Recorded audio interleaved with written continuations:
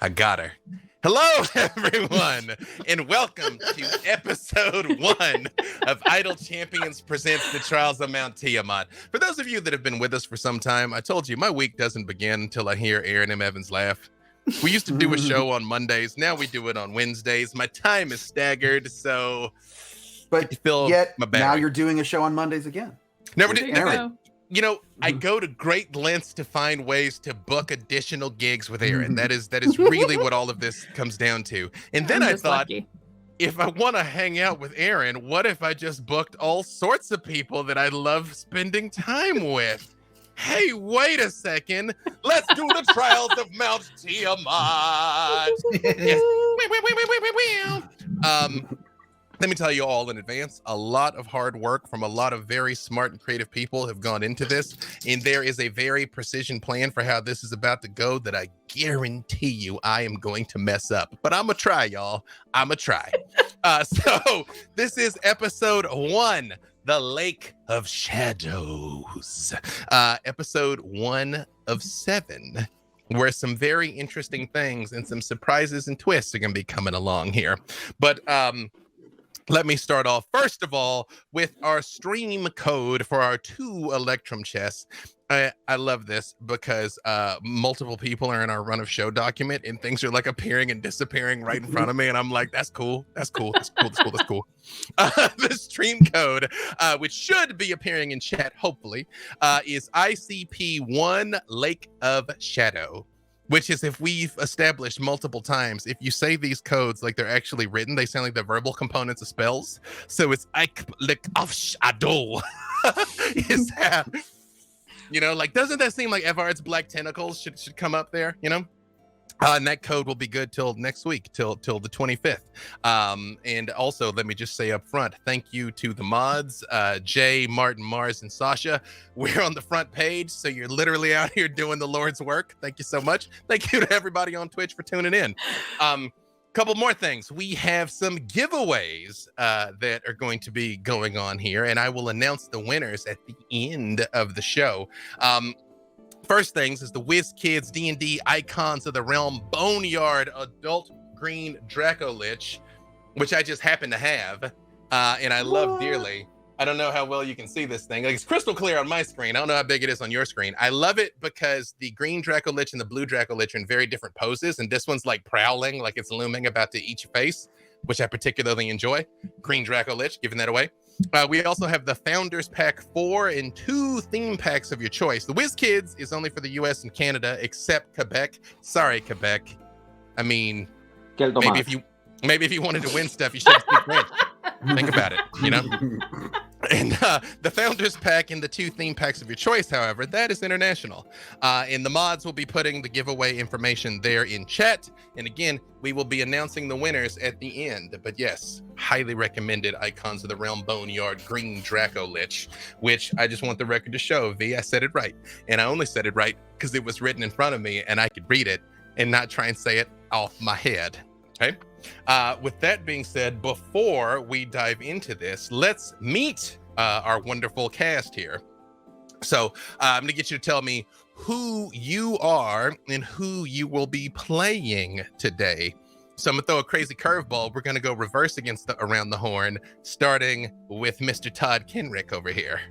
No, that's not fair. I was not. That's why I did it. I saw your face. You were like, I got all the time in the world. I'm like, you don't. I was like, roll initiative, Todd. It's gonna be great. I'm Todd Kenreck. I do a lot of Dungeons and Dragons related things. I do interviews with the creators of D&D. I just love all things D&D. I'm pretty obsessed with Dragonlance, as you know, and dragons. And I have had the privilege to play with B-Dave many a time and a great deal of these people here, and I'm just really excited for this game. I am playing Avernus, my baby boy. I started playing him when I was 8, and I'm still playing him. I'm sorry for what's going to happen. No, you're I apologize. He's an undead warlock. It's going to be fine. I'm like, don't lie to us. You're not sorry. No. Continuing with our Brady Bunches-nish, newcomer to Idle Champions presents Mr. JCM. Well, you are not a newcomer to the Idle Champions family, but your character is a newcomer to the game. Yeah. Brig Hellclaw. He is a roguish bard, or maybe he's a bardish rogue, depending on what level's higher. Right now, I think he's a bardish rogue. But yeah, I'm playing Brig Hellclaw, who originally was in Sirens of the Realms. So now I'm bringing him here, and super excited to bring him to this crazy epic adventure. Excellent. Right here beneath us. Can I get a high five? Can I get a high five, Tanya? Hey, it worked out. It did. Perfect. Tanya.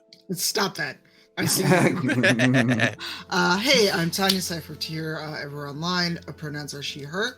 And I get to play D&D every week with both Mark, whichever way. I know B-Dave's here. Mark's with one. The other way. You get him the other way. There it is. There, see? Get to play with them every week on Black Dice Society, where I play Fen, a Drow Dumpier Blood Hunter. But here I am bringing Celisa Storio a little higher level than she is on Rivals. And she is a Paladin Ranger combo, which is going to be real interesting because I just got started that this season, so I have no idea how this is going to work out for me. You know, no negative repercussions to any of this. None. Mr. Mark Meer. Oh, hello. Hey, B-Dave, thank you. No, wait. Hey, B-Dave, thank you. Hey. Hello. I got you, buddy. Yeah. I am Mark Meer. Hello. I do voices in video games, and I also play RPGs. And here's where the streams cross, because in an RPG, I'm playing a character I have voiced in a video game. Baloth Baratil. Those who have played Baldur's Gate Enhanced Edition might be familiar with him, say, as an antagonist, or maybe later a party member. Spoilers for a game that's been out for a while. But Baloth is a drow shadow sorcerer. And he is looking forward to causing mayhem.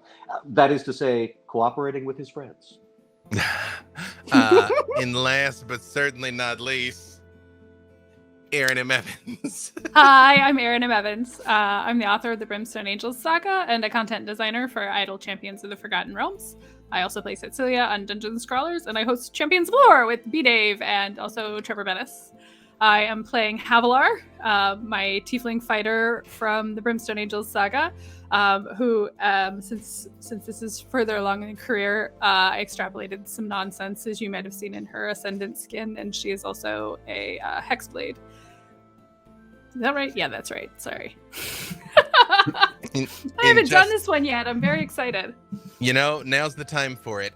Yes, this is a level 17 game, so this is high level play.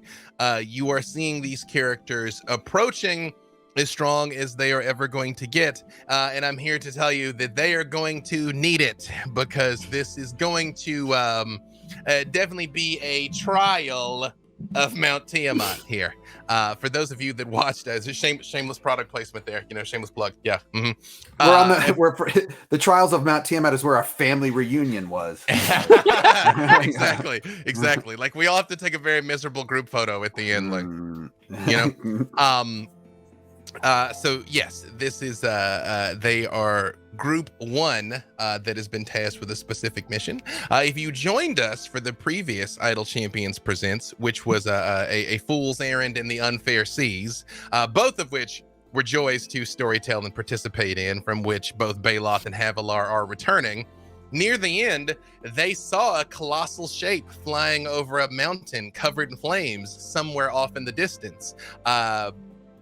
Maybe foreshadowing this very adventure. Maybe if you pay attention to some things that happen in this one, you might get some insight into what's coming months down the road from Idle Champions. Who can say? But with that, let us dive properly into our adventure, the Trials of Mount Tiamat. You all have been tasked with saving the world. Faerun is in danger. The mother of dragons, Tiamat, has escaped from her prison in the Nine Hells and is actively waging war up and down the Sword Coast and across the world and potentially across the plains. You all have been summoned due to your heroic deeds, or at least infamous deeds, and charged with a particular mission here that will inhibit the cult of the dragon and hopefully prevent Tiamat from reclaiming her full power and ideally, maybe even banish her back to the hells where she belongs. You've traveled some distance to arrive here. You lost sight of the rocky slopes of the newly rechristened Mount Tiamat when you entered a hidden cave some time ago, and the darkness of subterranean passages has long settled over you.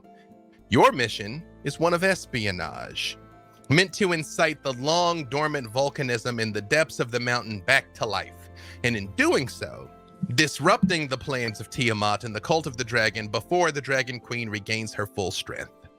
Old underground maps gathered by the leaders of the Sword Coast will take you under the lands around Mount Tiamat and the Well of Dragons in order to reach your destination beneath the mountain, an old Dwagar forge that connects to the volcano's slumbering lava flows. By detonating a bag of holdings worth of explosive smoke powder in the forge, you hope to uncap those flows and set the mountain to erupting, meaning you'll need to get out quickly once the charges are set.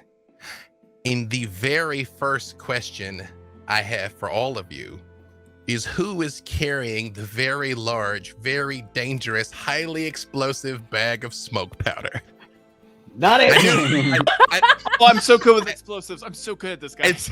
You know, first of all, I'm glad that you guys are what you are. So we're gonna let fate decide. I'm gonna get Erin and Havilar both roll a d20. Highest number gets the bag. 17. You're gonna use your luck die for this? No. I haven't even Oh, I talked only got about a the 12. luck. Oh, sorry. Sorry. You know, I'm gonna go ahead and say, Havilar, you picked up the bag and started walking with it and turned around and Erin had it. See, you dropped it. So clearly it wasn't a good idea for you to have it. Could I use sleight of hand to try to grab it? If you want to try and rob Erin, absolutely. Yeah. Brig, give me sleight of hand. Erin, give me perception to see if you notice. Not necessarily his best being the god of trickery, but not the god of observation. 27. A natural one. You know, you've done me a favor what? there. Because I only play with one house rule at my table, and that is a 1 always fails and a 20 always succeeds, even on skill checks. Brig, I'm gonna go ahead and say that you have a very convincing looking bag that could be a bag of holding around. That you have swapped, that Erin, you believe you have the bag. Brig, you've got the bag. Okay. All right. I bet it feels kind of light for a bag of holding, but I suppose it's fine. I mean, explosives are light. Explosives are light. It's all You know- part of the enchantment. It lightens the load, so to speak. You know, I would just like to point out, for no particular reason, just for the mathematically minded of people, that this bag holds about 500 pounds or 64 cubic feet's worth of smoke powder, which would do about 216 d6, around 756 points of damage, more or less, when the bag is detonated. So I'm sure that is not going to come up at any point in this story, the fact that you are carrying a massive bag of explosions. But you did point out something, Erin, that is important, and I would be remiss if I didn't mention right here at the top, is one of the things that makes this show unique is you all can vote and influence the outcome of the stream.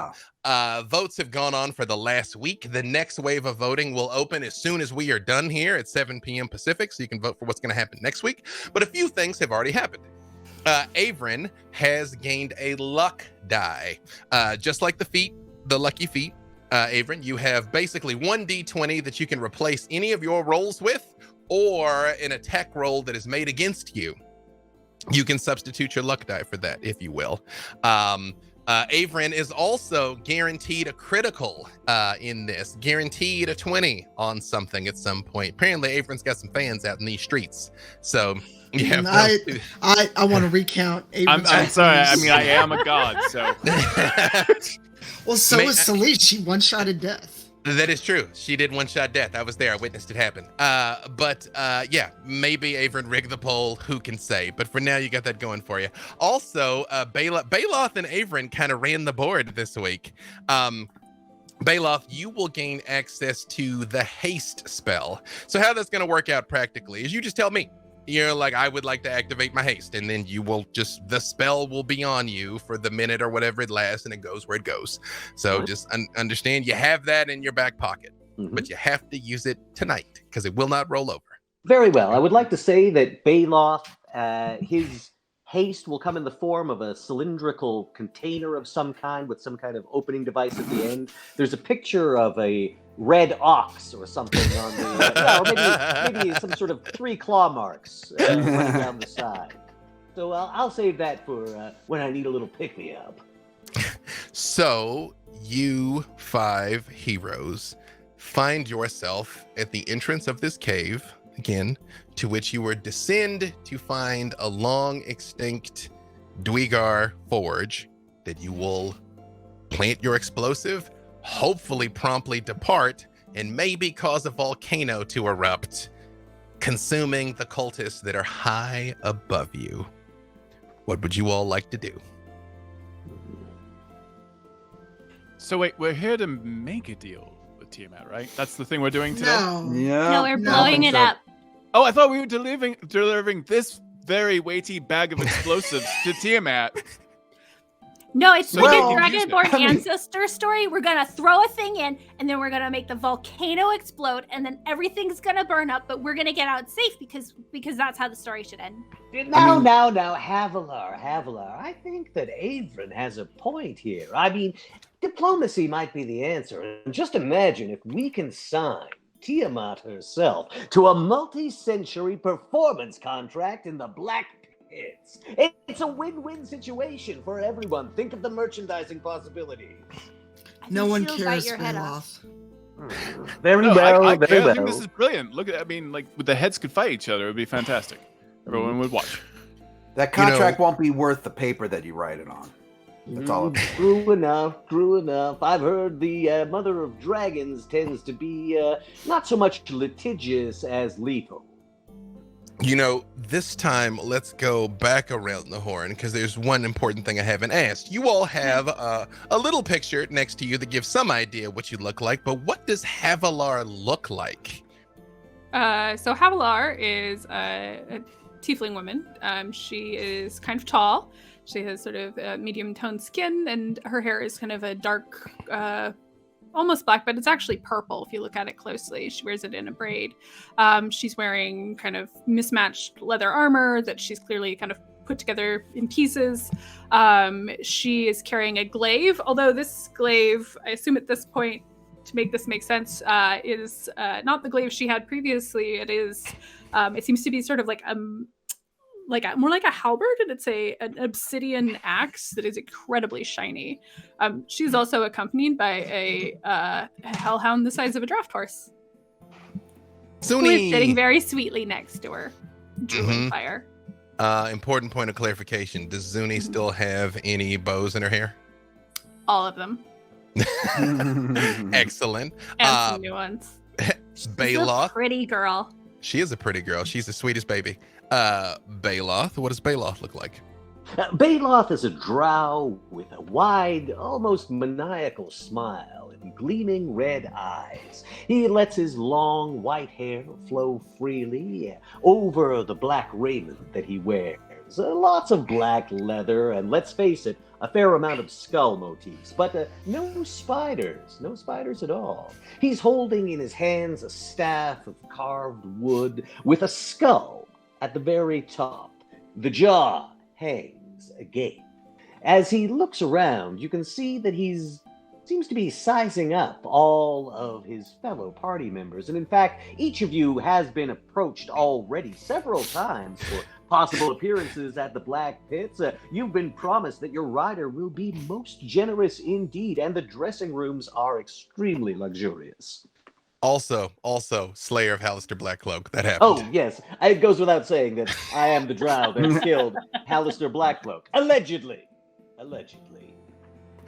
Celise? What does Celise look like? Celise is fairly tall, medium brown skin.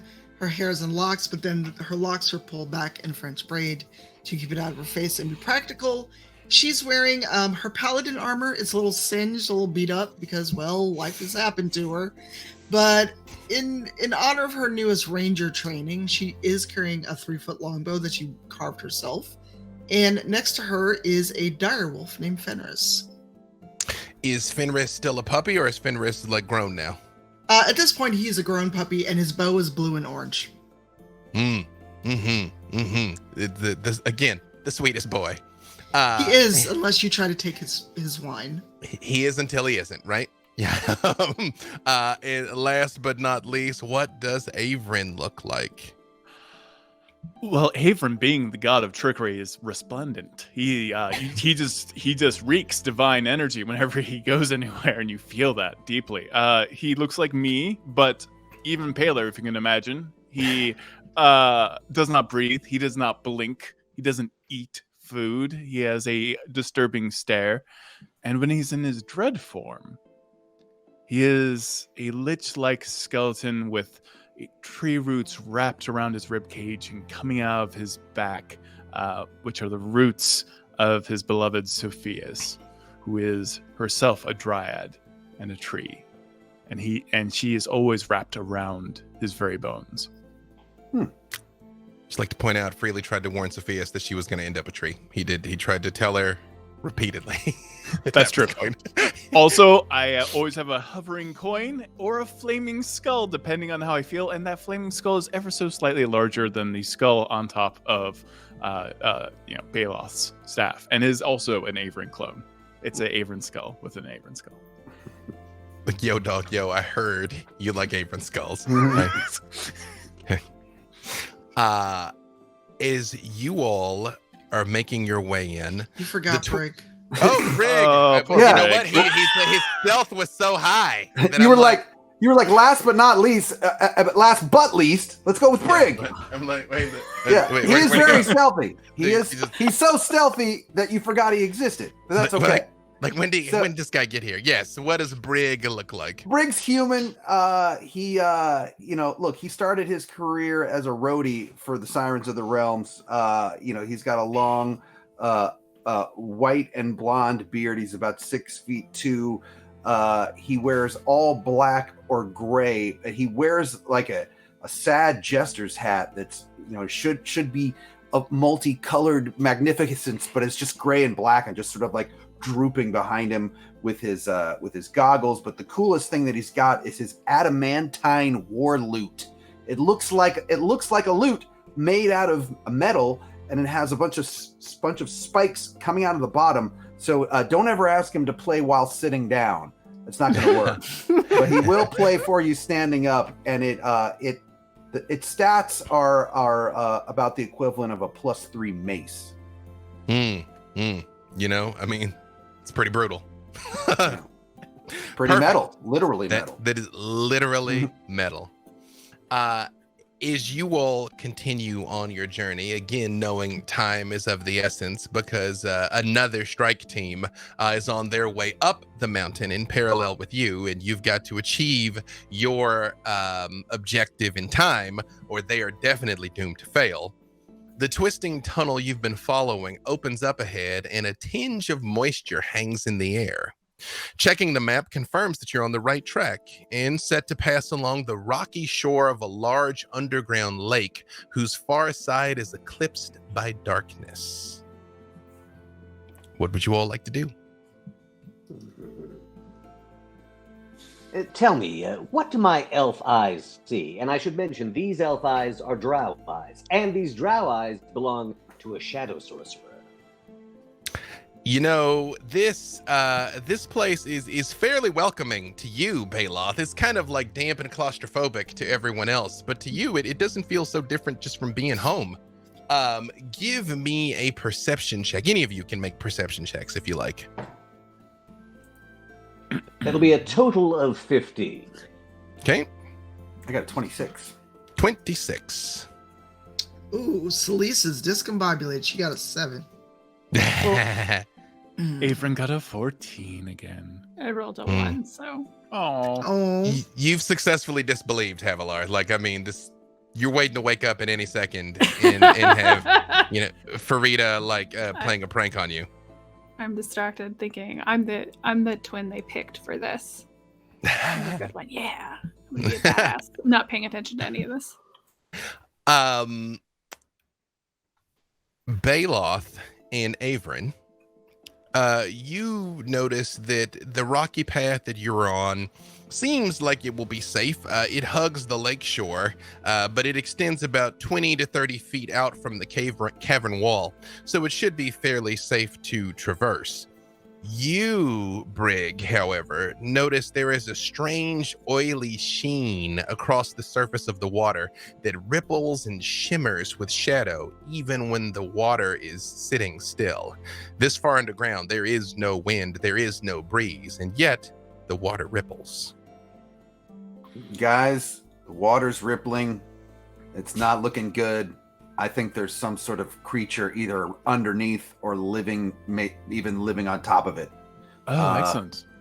Yes, Just throwing that out there. that oily sheen you mentioned could be the creature itself. Well, I think not coming in contact with it might be a good idea. Baloth unfurls his carpet of flying, which I believe we've established in this continuity is indeed a shag carpet of flying, and steps on it. He's going to hover about 5 feet off the ground.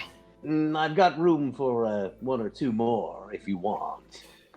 Oil burns. We could just throw a torch on it and see what happens. Like, we don't know that whatever's in the lake is evil, first off. And evil is subjective, so maybe we can make friends with it, and it will aid us.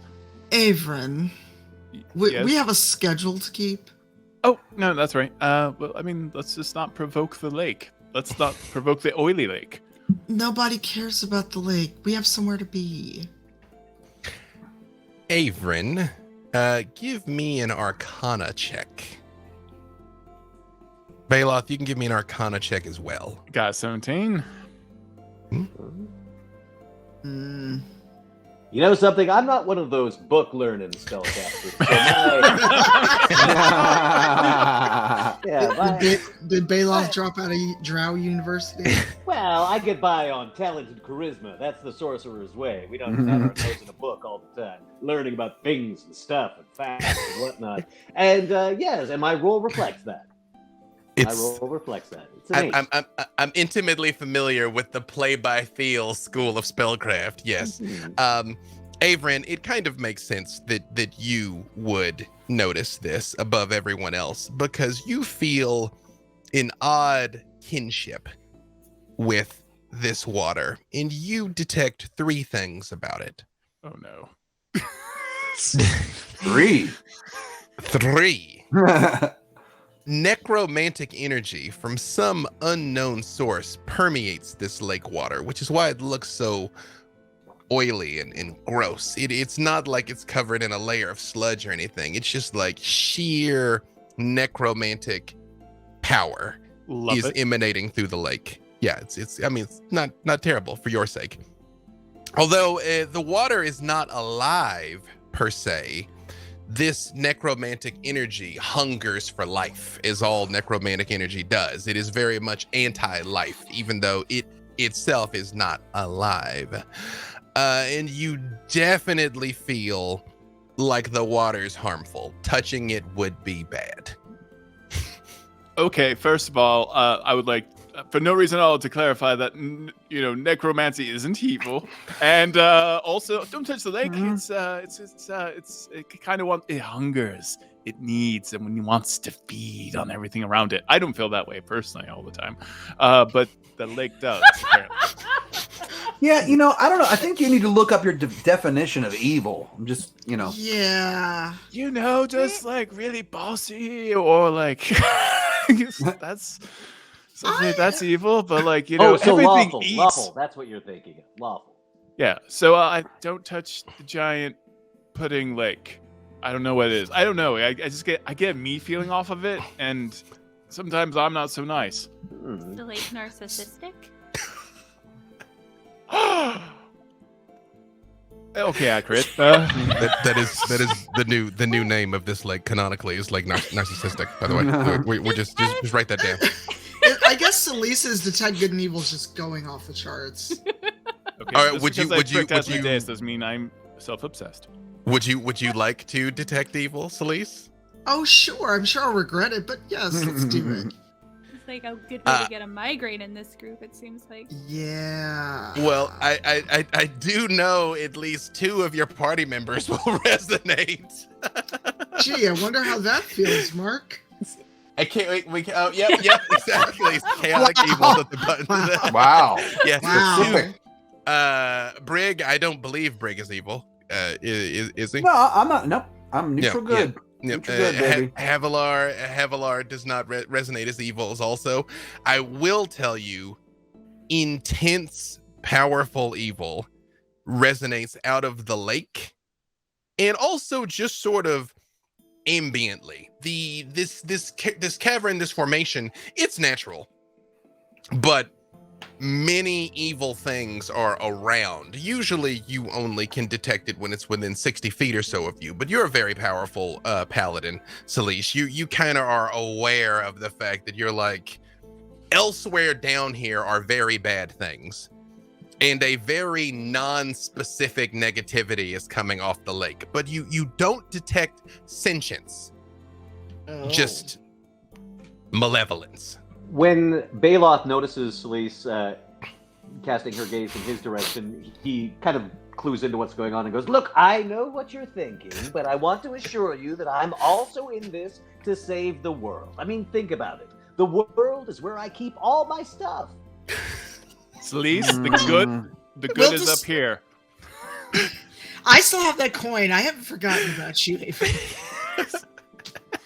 That I could never spend that coin. Never.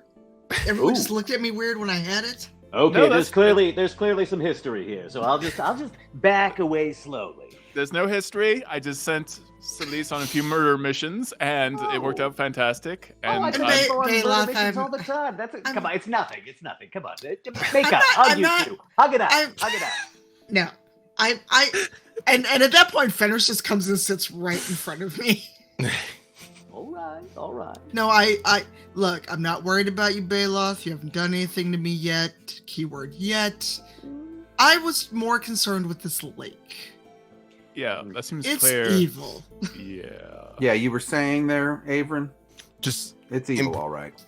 important point of clarification. I assume I know the answer, but just in case, none of you are barefoot, correct? None of you are Oh, halflings. God, no. I assume you've got No. boots on, but you never know. You know? I'm just in my undead flesh Crocs. Okay. I'm in But this with socks too. Yeah. I'm shod in the finest steel the 5 realms will give me. I just like to say, even freely, my halfling, he still wears shoes. You know that is a hurtful generalization, but yes. I imagine Avern has 2 crawling claws that are his shoes that just wrap Ew. themselves around his feet. Oh, those look comfy, actually. Yeah. Thanks. Well, Thanks. I hate folks, it. folks, we seem to be presented with an obstacle, and I find the best thing to do with an obstacle is destroy it. Shall we? If we destroy this oily lake, we'll die. Well, be more dead as I look at Yeah. Aaron. I mean, can't we just magic carpet across it a couple of Well, times? That was my plan, but who knows what It's happens once we're nefarious. above it. I mean, how think we high should- can your carpet go? Ooh, as high as it needs to be. Tell me, how high is the ceiling in here? It's pretty high, 50 feet at least. It kind of disappears into darkness even further than your drow eyes can see. Very well. It sounds like a reasonable plan to me, but we do have to account for the fact that we might be attacked as soon as we cross over it. So, shall we be prepared for that eventuality? Well, yeah, then we'd be splitting the party, wouldn't we? What kind of monster would do such a thing? You. Can anyone else get across under their own steam? As I say, I've got room for a few, but probably not all of us. Nah. This is the speedy model. Well, You can take me and Fenris, I'll go. yeah, I'll walk Alright. around. I'm fine. I'm okay. Clamber aboard. I'll count on you to defend me from any unwarranted attacks.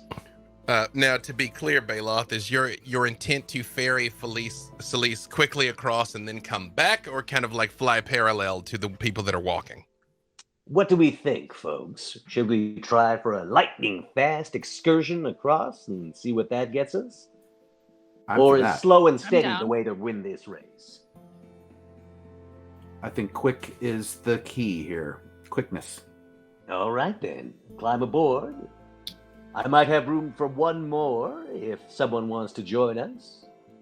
I have to take Zuni, so it has to be one of you guys. Brig? Well, I mean, Fenris came with me, so... Well, I assume that room for one more means not have not have a large. I'll jump on. Yeah. Sure, I'll take it. By the way, I forgot Brig to good. mention, I open up another little pack that I have here, and you notice that I have a little tiny Almirage pet. This is Spiky, by the way. Oh, Spiky's adorable. And Spiky has a unicorn horn that is multicolored. It's like rainbow colored. So, That is certainly Did spectacular. he come with that, or did you get it for him? came with that. Dang. I think Um, really That's I how we do found need it. a new hilt Unicorn for my horn. dagger, so Just for Avren. those. Hey, You could No, train no, it no, to none of stab that. people with it. Like, Just friends, for those of you who don't know what an Almirage is, do yourself a favor and Google it. It is spelled Almiraj. Almirage. Yes. You're welcome. That's all I have to say. Perfect. Baloth, is you, Celise, and Brig hop on board the carpet and whisk off. Are you flying over the water or over the path? I think over the path. Let's not tempt fate too tremendously. In Averin and Havilar are walking. Presumably Havilar is mounted on Zuni. Yeah, that makes sense. Yeah. Okay, perfect. Do you want to ride as well, or are you gonna? no, that'd be fantastic. How's Dad doing, by the way? Is he still angry about me tricking him and everything and making him look like a complete fool, being who are Asmodeus and you everything? talking? Oh, yeah. I don't talk to him. Okay. The imps tell me things sometimes. I can ask them, and they're not gonna ask him, though. They're terrified of him. Okay. All right. No, good. That's Well- your dad? I don't think anybody told me that. No, it's not my dad. I tricked him. I thought that was your Oh. dad. No, my dad's Mehen, the Dragonborn guy that was glaring at us when we left. Oh, okay. I just figured the bendy horns and everything. Sorry. Oh my god, do you think we're all related? No, I don't. I thought you had a thing. No, I don't. Sorry. Very awkward. I just assumed. Zuni so- does you're just so terrified. rotate. Zuni does rotate her head around and just look at you disappointed, Averin. Just like as little bits of fiery spittle drops out from her muzzle. Am I hearing microaggressions back there? What's going on? What kind of spell is a microaggression, Baloth? It's a cantrip. Oh yeah, it seems to be cast at will sometimes. And as many times as you'd like during the day. Yep, exactly. Definitely at will. At will. All of you, give me perception checks, please. Stop making me do it. That's all right. Oh god. Oh man, these 8. dice are going in the trash. That would be a dirty 20. Dirty 20. 31. 31 and 16 for Havilar. Wow. 19. 19. Wow, an 8 for poor Celise. She's so discombobulated by this new spell and being on a carpet. Yeah, it's just you're very much like I can show you the world with Fenris right now. In Averin, you're sort of busy eating your words as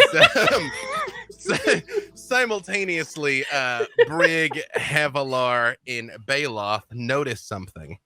In the water, there are bodies floating. There's 6 of them. Ew. Where the slippery path narrows as it follows the curve of the cavern wall, a grim sight comes into view in the lake. A number of humanoid bodies float in the black water a few feet from the shore. Ugh. Havlar's gonna nudge Averin and be like, "What are those?" I didn't do any of that. That wasn't No. me. Well, turned I it- mean, I think that's good, but also kind of think it'd be good if you could knock things out really fast without me seeing, unless it was me. But are those something we should worry about? Yeah, absolutely. I think so. Bunch of dead bodies, big oozy lake. I mean, Do you blast do they them? look undeadish like me?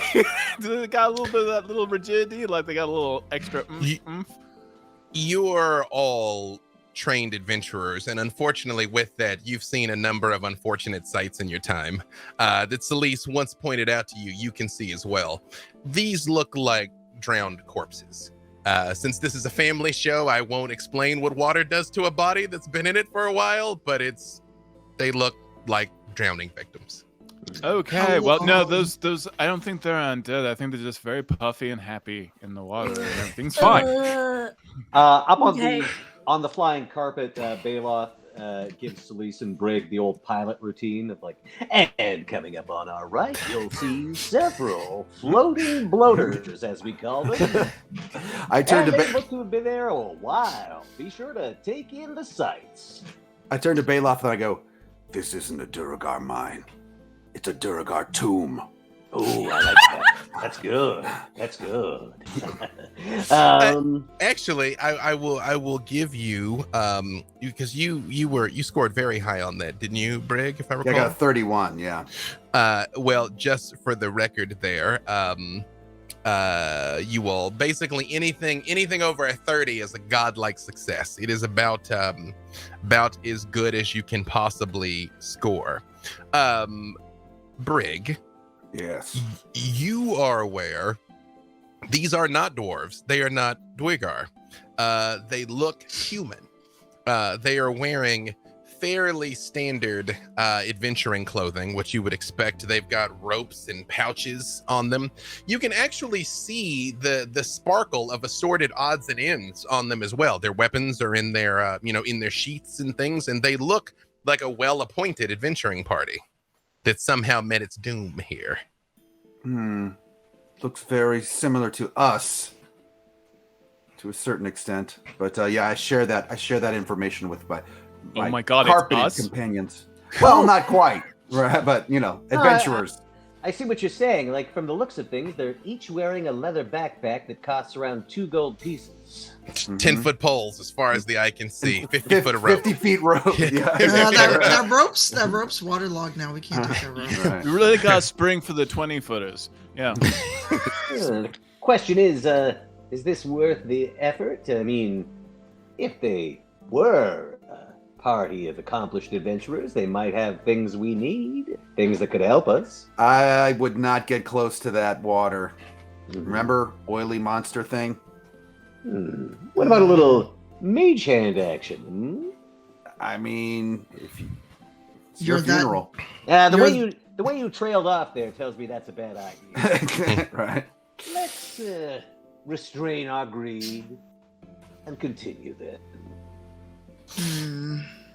As you all fly further down the lake, and Zuni and Averin and Havilar are making your way across the lake as well, all of you simultaneously hear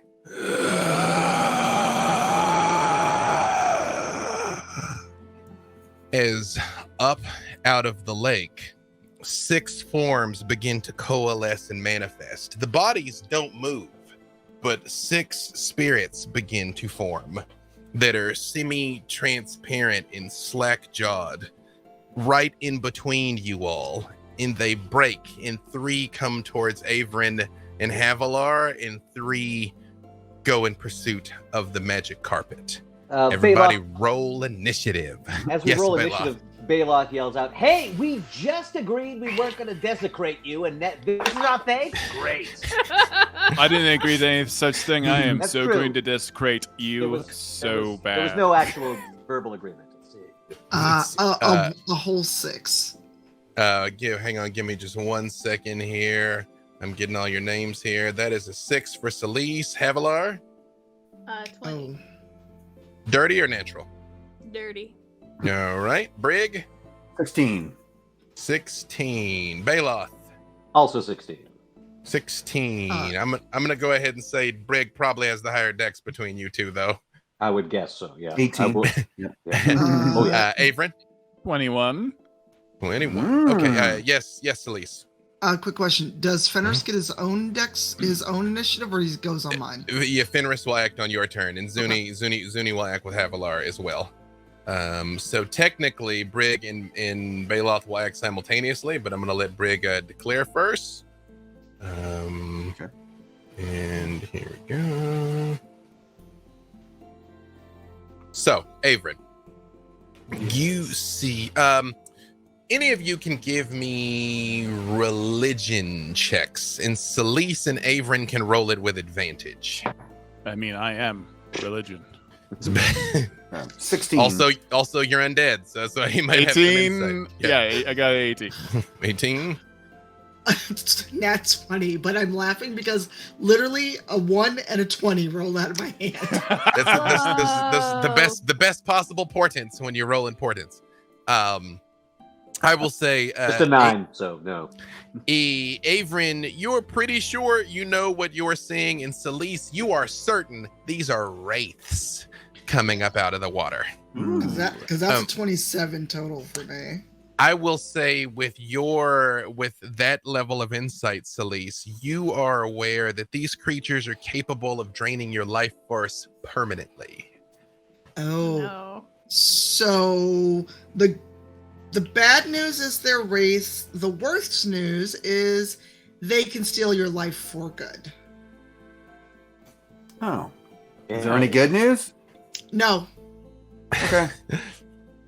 However, Avren, you are first. Again, these spirits have come up out of the water and are fanning onto the path between you and your group. But you are first, Avren.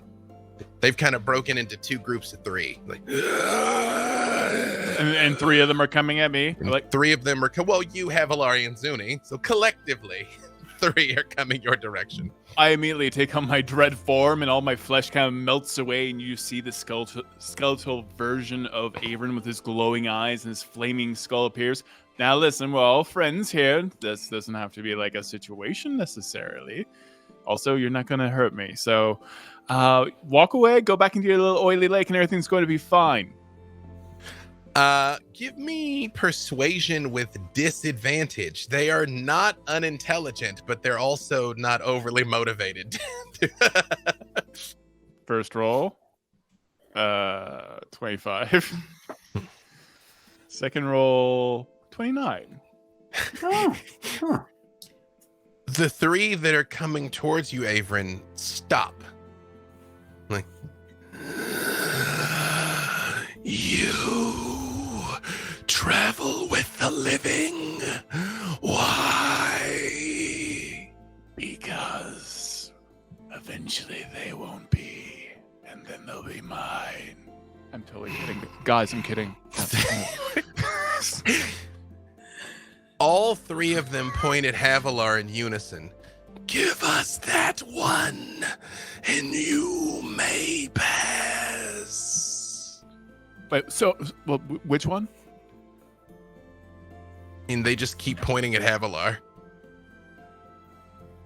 Oh, no, I'm not going to do that. Sorry. Wall of Light. Right in front of them. What does Wall of Light do? Wall of Light is, let me tell you, it's a big shimmering wall of bright light that appears at a point you choose within range. The wall appears in any kind of orientation I choose to do so. It also will just sit there and float. It's 5 feet thick. It blocks line of sight, and it's made out of pure light. Within 120 feet, basically, it's extremely bright light. When the wall appears, each creature in that area effect must make a Constitution saving throw. If they fail, they take 48 radiant damage and are blinded for 1 minute. On a successful save, they take half. What's the save they need to beat? It is. I'm going to bring that for you right now. It's gonna. Oh, sorry. No, I didn't mean to roll that. That was a oopsie. I haven't rolled yet. Ironically enough, they're immune to a 22. They're immune to a truckload of conditions, but blinded is not one of the conditions they're immune to. Yeah. It is. Yeah, it's a 22 save. Says. You know what's wild? One of them made it. 2 of them didn't.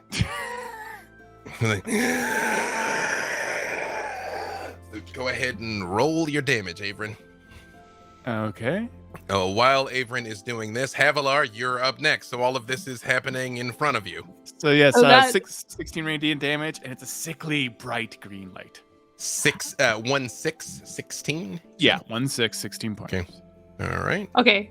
And so that wall of light is blocking their line of sight. It's also blocking my line of sight, right? Mhm. Okay. Then I'm going to kick Zuni and get her running along the path toward the exit. And if I can, when I get to a point where I can see one of these, if I still have range, I'm going to Eldritch Blast it. Well, okay. So let me set the scene for you here. Yes.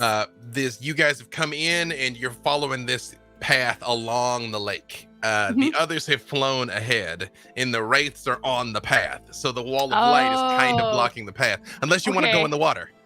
I don't want to go in the water. But I'm not sure what I'm supposed to do. I can't see anything. In the strictest technical sense, you can still attack. You can still attack with disadvantage. Just because that's blocking line of sight doesn't mean you cannot try.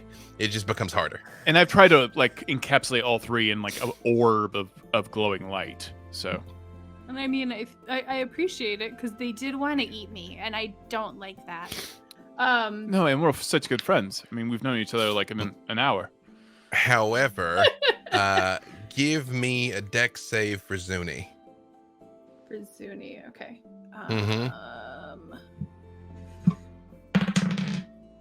That's an 11. As you start to move her forward, the slick, slippery tiles under her gives way, and Zuni, with the two of you, fall in the water. Oh, Both no. Averin and Havilar and Zuni give me con saves. Because the moment you hit the water, it is freezing, but more than freezing, it just feels futile. It doesn't hurt. You're like, why? There's no point in even trying to get out of the water. Like, why would I? You know, I can try. I'm just gonna. It is not. You're like, I could try, but I'm just gonna tire myself out. The rocks are slippery. The wraiths are here.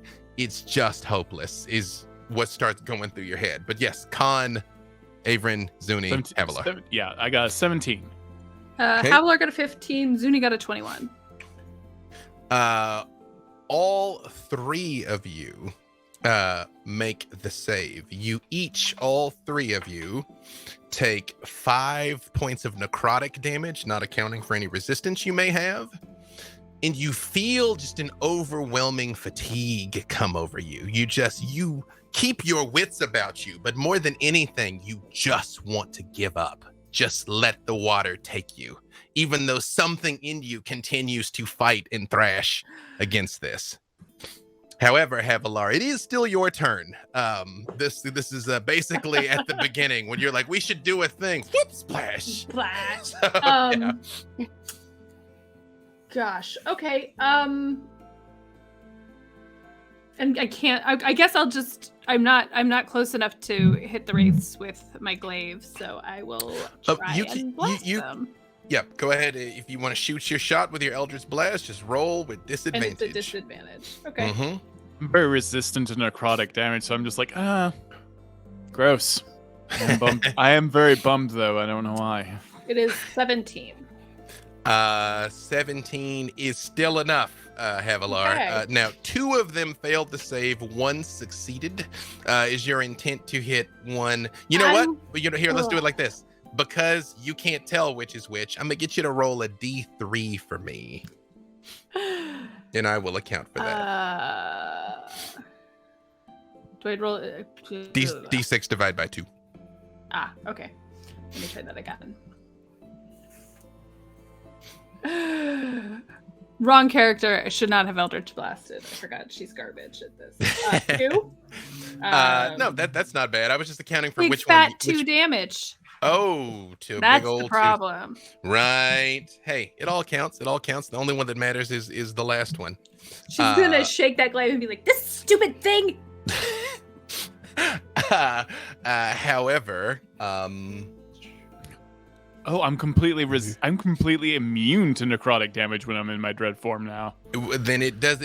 You still feel this mystical effect, Yes. but the harm does not eat away at your undead flesh. No. I just kind of I'm in a bathtub. I'm just kind of spewing the black liquid with my hands idly, like I'm in a bathtub.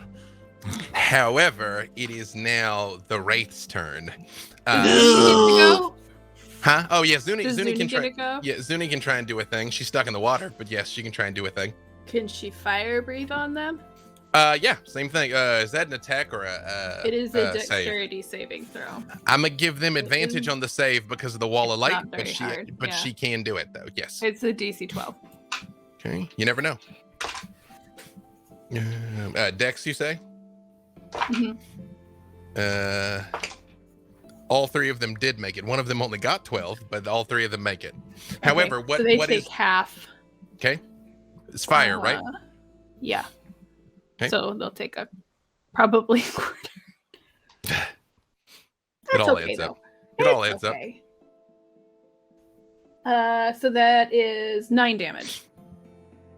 You definitely feel like they don't burn nearly as much as you would have expected when they are set on fire.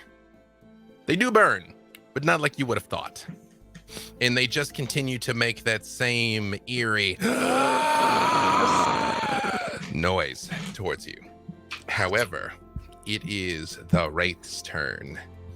They are also going to attack at disadvantage because of the wall. So, what's Havilar's AC? 16. One does manage to hit you. What is Averin's AC? 14. One misses Averin. And what is Zuni's AC? 15. They hit Zuni also. Okay. I need Havilar and Zuni to give me con saves. Havilar is 13. Ooh, and Zuni did a 3. They hit you both for 21 points of damage,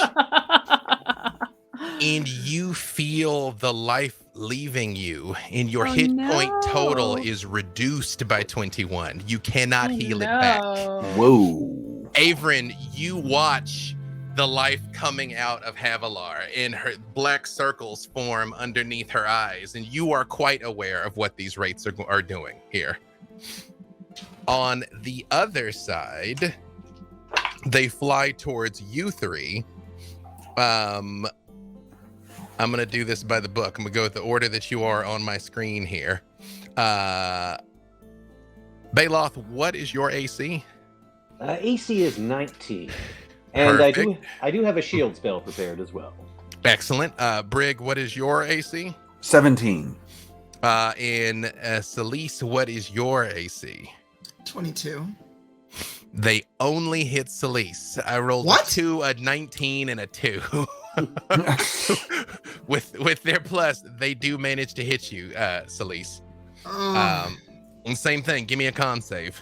As these Wraiths just swarm over the carpet, swinging and clawing at all of you. That's gonna be a 14. 14 is what you needed. So you do take 21 points of damage. However, you feel the life starting to come out of you, but it is like Tyr himself is keeping it inside of you. So you are injured, but not drained. However, that now brings us to Brig. It is your turn. You see the state of this. 3 of them are on the carpet fighting with you. You also see your companions across the way have slid into the water. Yes, and do I also notice that fire didn't work that well on them? Give me a perception check. Okay. 15.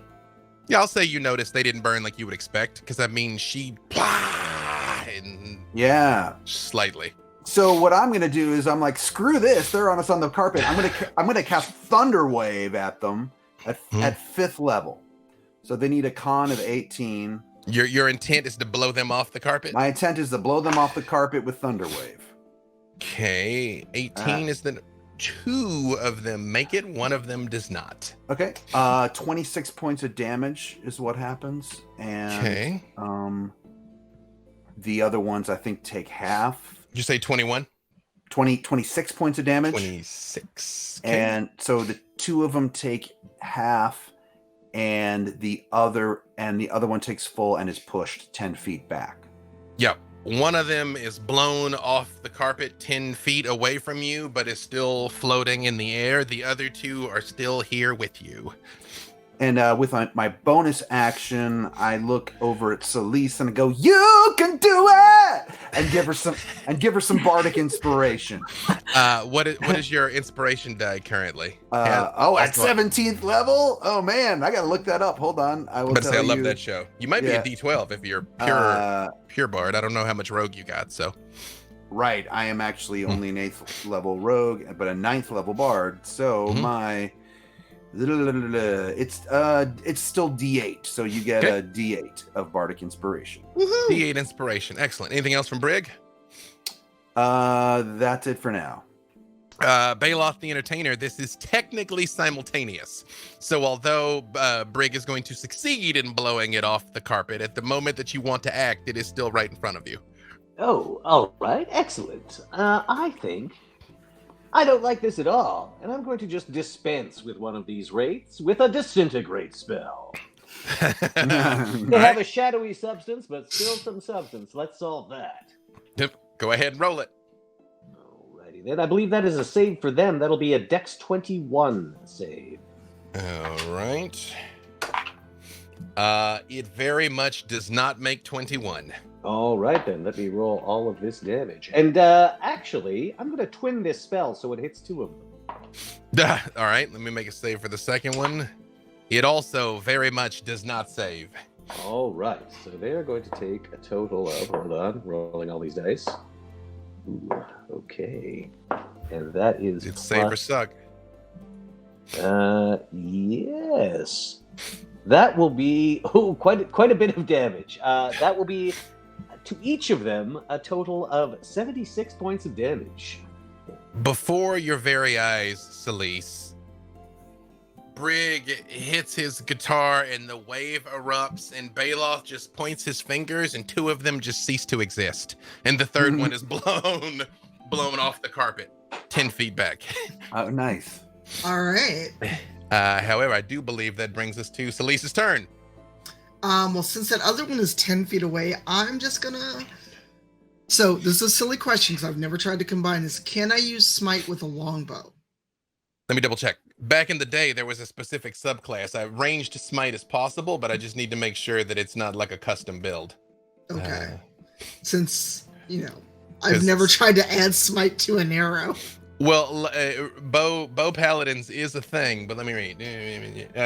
When you hit a creature with a melee attack weapon, let's see. And if it's too much hassle, then I can just use my longbow. We're gonna go real quick here. You know what? Rule of cool. I'm gonna give it to you. Yes. The simple answer is it's debatable. The actual answer is yes, absolutely. I'm gonna let you select with a bow. Okay, then I'm using Blinding Smite on this creature using both my attacks. Okay. Oof. Oh, a nat 20 plus 12, so 32. I believe that's going to be a miss. No, yeah, that's a hit. Yep. I would jump insane. And the other's a 19 plus 12. That is also going to be a hit. Okay, so where's my smite? What's my extra die? Did I say Searing Smite or Blinding? Or you said Blinding, but I mean, you can... blinding is what you said. That's what I said. I meant Thunderous, sorry. Okay, so this is just going to be a whole lot of dice. I'm sorry, not sorry. I mean, that's what high level play is. We're all pro lot of dice here. I will say after this, we will be back to the top with Erin and then Havilar. So be on deck with yes. What you gonna do?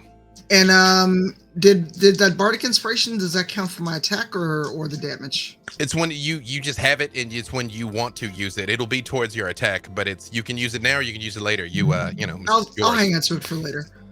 But that was a pretty convincing hit, so it's probably worth it. You know what? Just give me the number because we're about to split back to the other group anyway. So, Averin, Okay. in the water at the start of your turn. Hold on a second here. It's again you. Ooh, hold on a second. Do you want it now or do you want to go to Averin? You can give it to me now. 17 damage and then an additional 11 thunderous damage. Is that doubled from the crit or no? Oh, I forgot about doubling the crit. No, that is not doubled. So double that first number of so it's 22 and then so 22 damage and then an additional 11. Oh, that's doubled damage. also. That also gets doubled on the then on the that's crit. like So 44. 44 damage. Again, you three, it's like on the one hand over there, Averin and Havilar are fighting and struggling, and you three just kind of look at each other and are like, and all three wraiths are gone. While they're over here having the battle of their lives. Let's move that carpet. Averin, give me a con save. Yes. Point of clarification: the Wall of Light. If they stayed in it, if any of them did, they take another 4d8. If they decide to stay At the start of their turn? yeah, at the end of their turn. I would say they got out of the Wall of Light then. Perfect. Yeah. Gotcha. And They're not I unintelligent, so. Yeah. I should mention, as soon as that wall of light came up, Baloth probably slammed his goggles of day right down. Yeah, that's all. I It's the got worst. 5. Is this concentration or is this no? I got 5. Havilar. Averin falls unconscious and slides under the water. Oopsie. He seems like he's okay, and you know, If we the water die, is can I burning go you, and take a nap? Sorry, you go just ahead. see. Bloop. Oh, no. You hear a sizzling where you suspect the water would have been eating at him, but he's already a skeleton, so that's weird. But he does stop moving and stop acting and sinks under the waves. And Havilar, you and Zuni also give me con saves. Ugh. However, Averin, Yes. I would be remiss if I didn't mention that you have a luck die should you choose to use it now or at some other point. I'm gonna go ahead and do that. I would like to be a lucky boy and shoot back out. Right. Havla rolled a 22. Zuni rolled a 17. Same thing. You will feel this. I got a 1 this- on my luck die. Super. Oh, Oh my god. overwhelming fatigue coming over you again, and the water hurts worse. This time you take 6 points of necrotic damage. And again, you just feel so heavy, Havilar. And Zuni just lets out a loud and something in you just wants to let the water take you, even as you see Averin go under. But you do stay conscious. You do have your wits about you. So, question: mechanically, does this mean I can't get out of the water? You can try. Okay, then I'm going to Misty Step out of this water because this is terrible. Let me just make sure you guys can hear me. Okay, perfect. Sorry. Nope. Uh-oh. Oh. Rip Dave. Excellent. Now I heard am him. in charge. No. Yes. Avrin destroys all of the lake and all the evil in the world. All the And then evil in Celeste the world? destroys even. Oh, wait, can you hear me now? We can. Yes. Yeah, You can hear me, but I'm not moving, correct? Right. correct. At least we can hear you. I'm gonna give it a second before I try and refresh my camera because I don't want to break everything for producer Jake there. But good. And well, I went to mute just because I was gonna like sniffle and I didn't want to deafen you guys. And then Hangouts was like, but what if you couldn't talk anymore? So yeah, Hangout said no. yeah. I'll give it a minute. If it doesn't snap back, I will do it. I will also say, for our wonderful producers that I happen to know are listening and have a number of ways to reach me. Text me if I should recycle my camera or not. Text me because I don't want to break everything. But in the meantime, I'm here and I can see you. So Havilar, Misty Step out of the water, no problem at all. Is it your intent to Misty Step on the other side of the wall of light?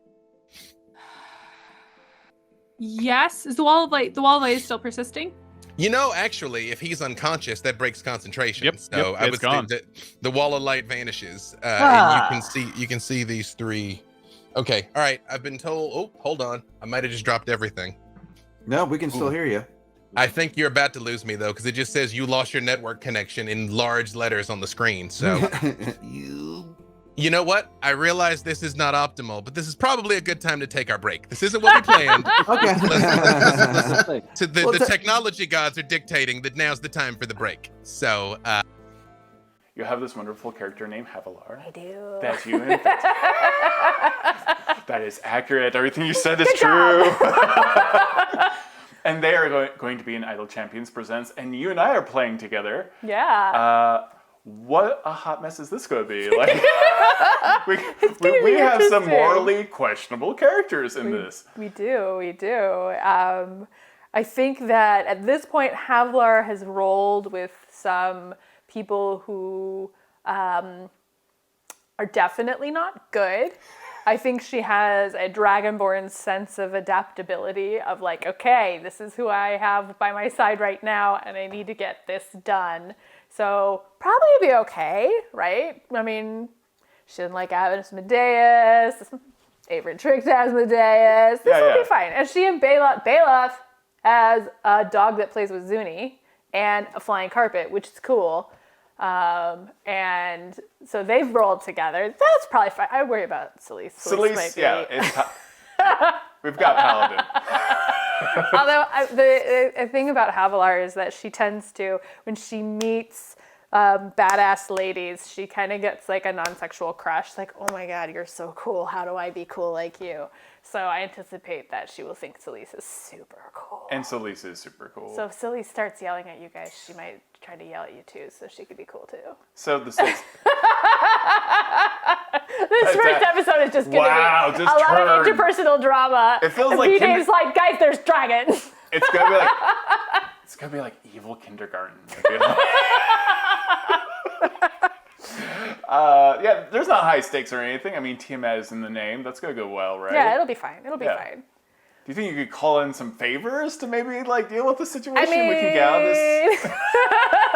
One of the things when they said, when they said, okay, we're gonna do this game and we're gonna go up against Tiamat and we're going to give Havilar a cool skin for this fight. If Havilar is gonna go fight a god, what is she going to gear up like? And so I did not do what probably would have made the most sense, which is like, if Havilar had access to the biggest, poshest gear shop in the multiverse, what would she buy? I went, in Brimstone Angels, in The Devil You Know, there's a point where she's briefly possessed by the Untheric moon god because she gets to hold his cool axe. And if somebody wanted to go up against Tiamat, I feel like it's a good Untheric god, so maybe she's just gonna like channel a little bit of that, which is why her ascendant skin makes her look like some sort of reborn and Mesopotamian war goddess, and I love it. How fun was it to get like the ascendant skins? Oh, they're so cool! Yeah. She looks so amazing. I love when Havilar gets a skin, the imps that she summons also get skins. Oh, what? Right? So like when she was a pirate for Unfair Seas, they're all little pirate imps. So now she's got this cool, badass Mesopotamian warrior goddess look, and all her little imps are wearing the little pointed caps and the kanakes, the wool cloaks, so they look like little Sumerian warrior guys. This is so cool. I'm very excited for the hot mess that Erin is with this like a skeleton with roots of Sophia's his wife wrapped around him, holding a flaming skull. That is very dramatic. It's very dramatic. I like it. I I couldn't get more edgy with that skin, but it's the Ascendant skin. Yeah, you gotta go big. What do you like about what do you like about 20th level campaigns or like one shots, or do you? I've never played one. Oh, it's gonna be rough. I played once before Idle Champions Presents the last time.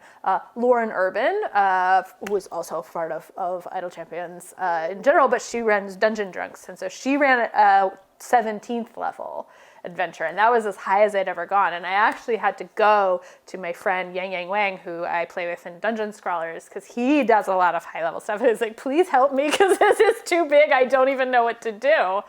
So I have that to go off of. Although now with this Ascendant skin thing, I'm trying to be a little like clever and work this in and give her some Warlock levels maybe. And people are going to be watching this interview during the break. Oh. So we both our characters may already be gone. We did our best, I'm sure. As we're crying during the break right now. Well, good news. If there's any future Idle Champions Presents, I have 2 other characters, so I just have to swap in. Oh, No. wow.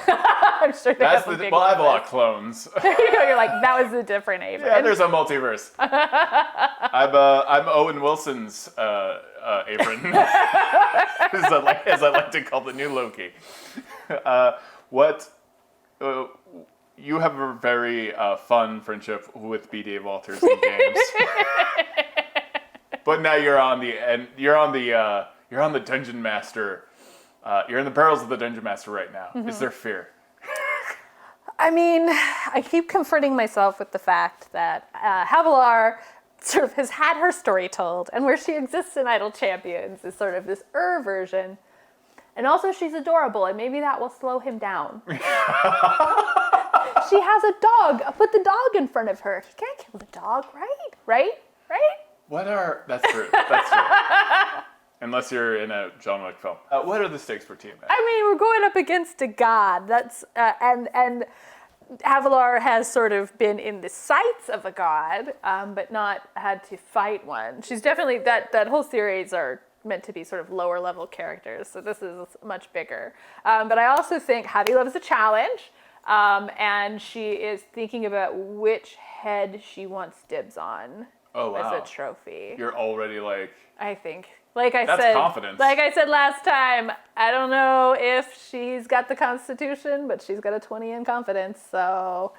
I mean, Erin's saying B-Dave's not going to let us kill Tiamat. Avern has some beef with Tiamat, but yeah, I don't know that he's like marked ahead. Though I think the Black Dragon head is pretty cool. That's good, because I went the blue one. Okay, yeah. That will be totally fine. I think too, Havilar is a tiefling, but she was raised by a dragonborn of Timanther, and the Timanther and dragonborns are like not interested in gods, and in particular, Tiamat is like the worst kind of god, because not only is it someone who like wants something from you, who's going to kind of control you, but she's also a dragon. They don't like the dragons, and she's evil. So that's just a trifecta of awful. So Havilar is also kind of like I'm going to get points from my dad for this, I'm pretty sure. Although I think Mahan would be like, why would you think this was a good idea? Yeah, Tiamat does blaze their own trail. Like independent of Asmodeus, typically. Yeah. What do you like most about playing Havilar? So Howler is, it's like a combination of what I like most and what I find hardest. Like most of my D&D characters are very charisma focused. I like being a problem solver. I like convincing people to listen to me. And Havilar is the opposite of that. She's straightforward. She's not the smartest, but it gives me space to try and be really funny. Because she, doesn't necessarily get everything. So it's kind of a total flip. It's a totally opposite of like Cecilia from Dungeon Scrawlers or other characters that I've played, but it has its own kind of fun space. And then when she can really wallop something with a glaive, that's pretty great.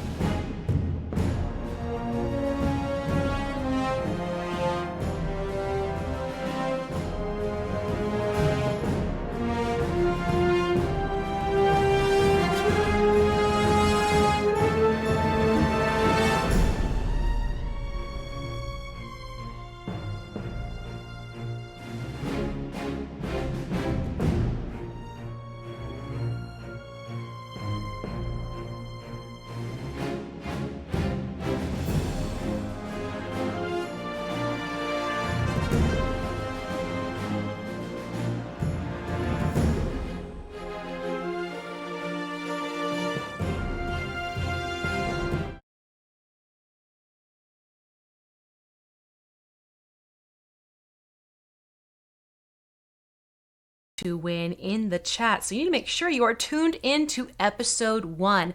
First up, we have from WizKids, the D&D Icons of the Realms Adult Green Dracolich. Now, to enter this, you need to make sure you are in the chat, and the winner will be announced at the end of the episode. Keep in mind, though, that this beauty is only available for US and Canadian residents, Quebec excluded. But that doesn't mean we don't have something for the international folks. If you are international, you're going to have a chance to win a Founders Pack 4 DLC, along with the option of 2 theme packs. You can select from Alindra, Briv, Baloth, Arcan, or Kira. Once again, we're going to be announcing the winners at the end of the first episode. So if you want a chance, then make sure you are hanging out with us in the chat, and good luck to everyone who enters. Have fun, and I'll see you later.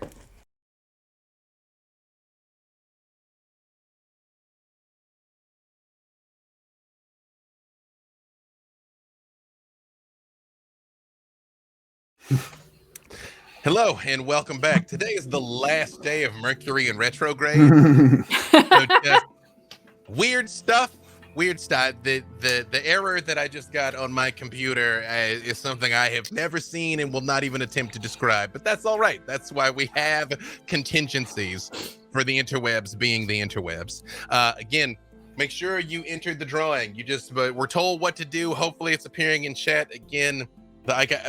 Also, don't underestimate the fact that I'm gigantic. So if you're looking at this and you're like, that's not very big, recall I'm huge. So this green Dracolich is actually Dave, should I go get mine so I can show it for scale? I was about to say, this is like the size of Erin's head, but it looks like I'm holding a kitten right now. Yeah, so definitely enter in.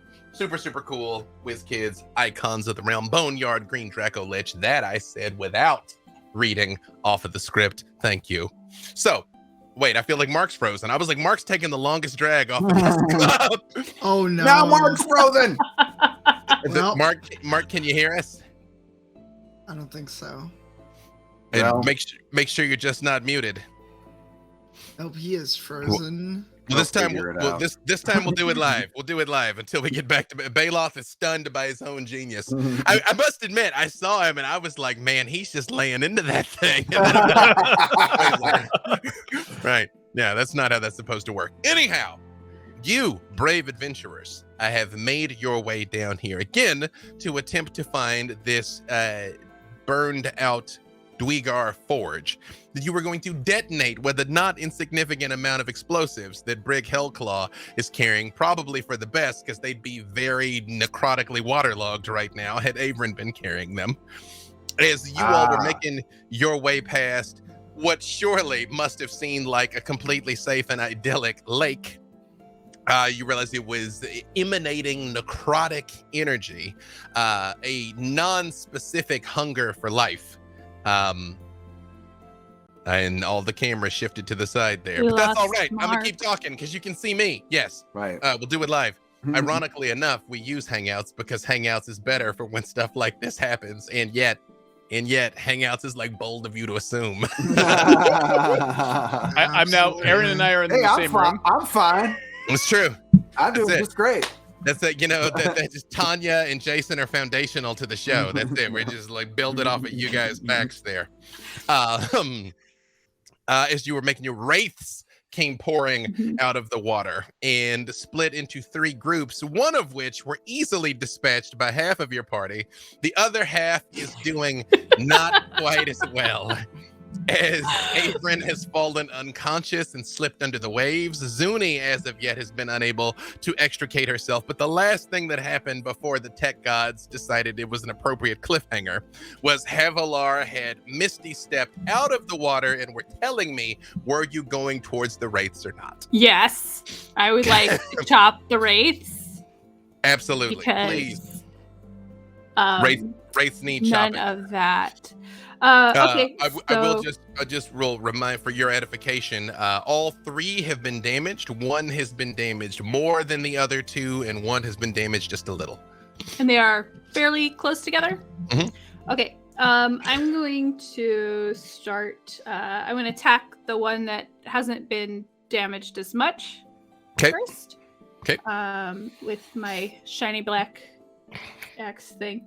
Absolutely. That's a 17.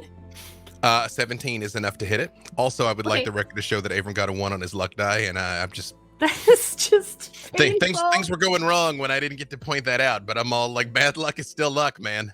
Bad luck is still luck. Okay. I'm going to. Okay, so the damage for that. Mhm. This is going to be a lot of silly rolls. That's what high level 14. play is. Like a lot of stuff happens. And Is I'm this going to all against the same target. So that right there, 14 against the first target. Okay. But I'm also going to expend a superiority die and do a sweeping attack to hit the one next to it as well. Perfect. I apologize, you all, for me sniffling in the microphone. I'm not going to attempt to mute it because apparently that's objectively the wrong move. So I'll just try and lean away. I don't know why. If anytime I'm in my studio for more than about 2 hours, I just get a sniffle. I don't know why. Yes, I'm ready. So that one's 9 damage. Yes. So I hit the first one for 14. I cut into the next one for 9. I have 2 more attacks. Okay. So I will go ahead and hit that. In my head, it has to come back, so we're gonna have to hit that second one. Perfect. The one you've hit the second time is hurt the most. Okay, so that I rolled a 16. That is also enough to hit it. Okay, and that's gonna be 12 damage for that one. A wild Mark Meer has reappeared. Perfect. Hello. It's Mercury in retrograde. Mercury in retrograde, even in Canada. Yep. Is it? I don't Canadian suppose Mercury. it disappeared when I did that, did it? Canadian. No, it is still up. It's beat up, but it is still up. I'm gonna hit the third hit on that beat up one again, Okay. and hopefully do some damage. 17. That is also enough to hit it. 9 damage. 9 damage. Perfect. Again, thoroughly beat up, but still up. And now I am right in their faces, and I'm gonna shout, "Guys, we need some help over here!" Because I'm about to get all of my hit points drained away. I'm pretty sure. Have Zuni give me an athletics check to see if she can get out of the water. That's just a strength check for her. I suppose so. If she doesn't have athletics as a skill, you can give me strength or dex, whichever's gonna be higher for her. My screen is black because I'm under the lake. It's dramatic effect. We're doing practicals now. That's terrible. She rolled a 5. Zuni she thrashes mightily, but is unfortunately not able to extricate herself from the water. And you start to suspect, Havilar, that she might be giving up, as you felt that same feeling that you had when you were there. Unfortunately, it is now the Wraith's turn. And what is Havilar's AC? 16.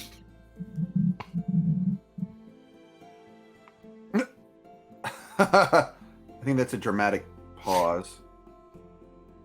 Erin, you know I love you dearly, right? Like, I mean, Oh, no. there's Oh boy. our What'd you do? connection What'd you do? transcends. What'd you do? Let me tell you all one other thing before I resolve this. And when I was talking to this theoretically, and I was like, so this is gonna be pretty tough. There's a chance you might get killed. And every time I used the example, I kept using the example of killing Baloth. And I was like, I should stop saying kill Baloth. If I kill Havilar, and then I said out loud, I can't kill Havilar. I love Havilar. I just rolled 2 natural 20s. Oh my Oh. god. Oh no. Okay. And the third one's a hit also. So the Okay. Do I get paid for the rest of the show? surely someone here is gonna be able to cast Raise Dead, I hope. Because All right. What'd you do? a 95 points of necrotic damage. Okay. Now, to be Just- fair, I'm not dead. Havilar survives. Yeah. However, I need 3 con saves. Okay. Ooh. I forgot I'm Havilar's a tanky girl. I rolled a 20. That is So enough. 28. That is also enough. I'm gonna roll. That one's an 18. That is also enough. So while you take this damage, you do. No, it was just 3. Yeah, that was 3. I only rolled 2. Do I have to I roll thought you just gave me 3. You need to roll 3 then. It said 28 and 18. Oh, okay. Sorry. Then yes, give me a third one. Join us in the lake. 19. That is also enough. So while you take this 95 points of damage, this time you are able to steal your resolve and not have the life stolen from you, because having your hit point total reduced by 95 That wouldn't be good. would have been pretty rough. So beaten up, but not defeated, Havilar. Beaten up. I'm pissed now. I would like the opportunity to persuade Havilar to join me in the lake. We all float down here. Like smash cut to Erin. I don't want to be alone. However, Brig. Yes. I'm gonna say you guys are 40 feet away on the carpet because you did fly away. So we'll say 40 feet.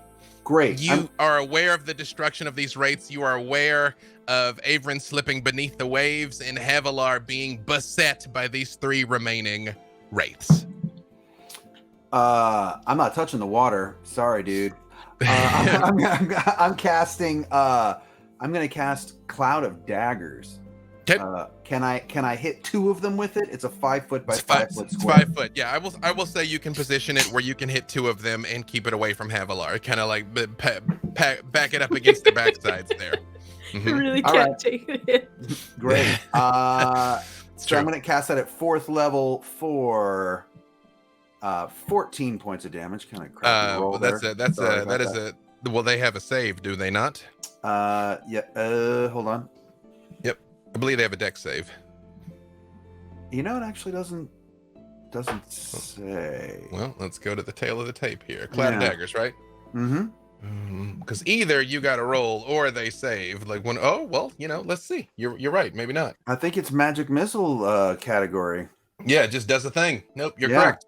Yep, they I think- just get cut up. Okay. Yeah. For how much? Sorry. For 14, 14 I'm gonna- points each.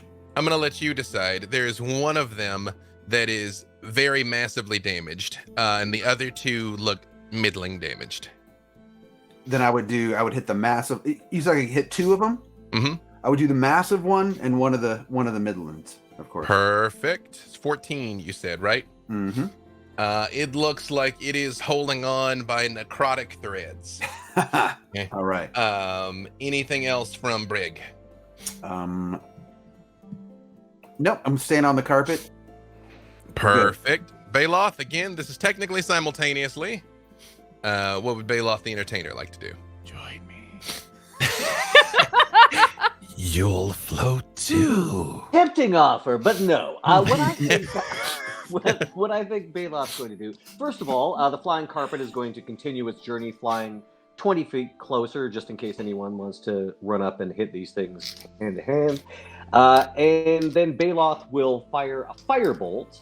I'm going to spend 1 sorcery point and twin it so that we've got 2 still standing, right? Or are they... You've got 3 still standing, but Okay. one looks very, very close. Well, it was already dead, but one looks like there's not much left to it.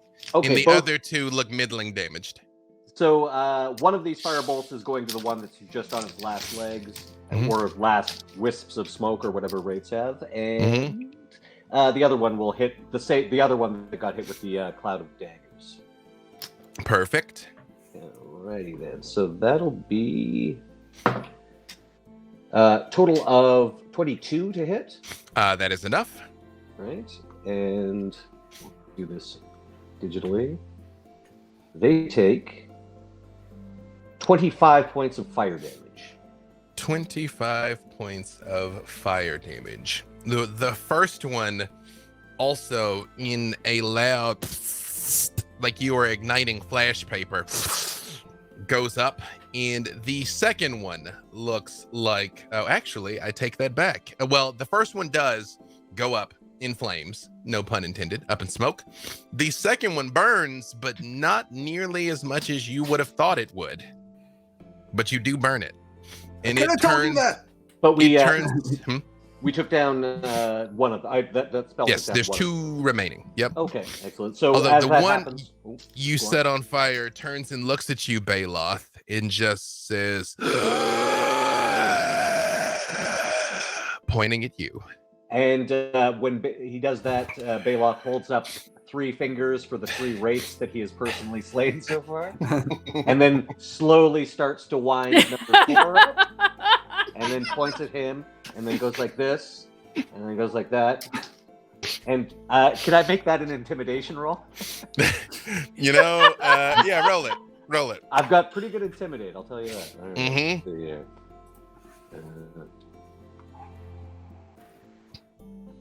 That is a total of 25 on that intimidation check.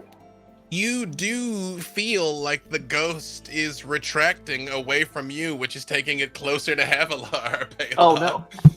like it recognizes somewhere in the depths of its consciousness, that it does not want this unlife to end. However, Celeste, it is your turn. 2 of them are still standing, and Erin is potentially drowning. Not to be a pill, but does that give me an opportunity attack? Is it close enough for that? It didn't actively flee. That's why. Okay, fine. Yeah, right. I thought about it, but Cavern not quite. doesn't breathe. It's okay. So this is a stupid yet heroic plan if it works. I love it. The answer is yes. Because I've still got my sword and shield. If there's a way for me to basically jump off the carpet and attack one on my way down to help. Oh my god, I almost called you Erin. No. Havilar. Havilar. There is, however, you are aware this ground is very slick, and there is a chance that you will fall into the water, especially because you're wearing plate armor. So yes. Oh, I was going to land on my shield. I wasn't going to land on my feet. No, I know what you intend. I'm just here to tell you there's a chance you're just going to slip and slide right into the water. So it's not a no. Just it is not a course of action without peril. Okay. Celeste, yes. you're a trained warrior. Give me perception. All right. Just any old perception? Yeah, straight up perception. Wow, in the heat of battle, she has gotten way too excited and notices nothing. It's a 5. Yep, nope, this all seems legit. Seems like an excellent idea, Celeste. You know what? No guts, no glory. I'm leaping off the carpet, sword in hand, for one of my attacks. Perfect. There's one that is beat pretty bad and the other that is still middling.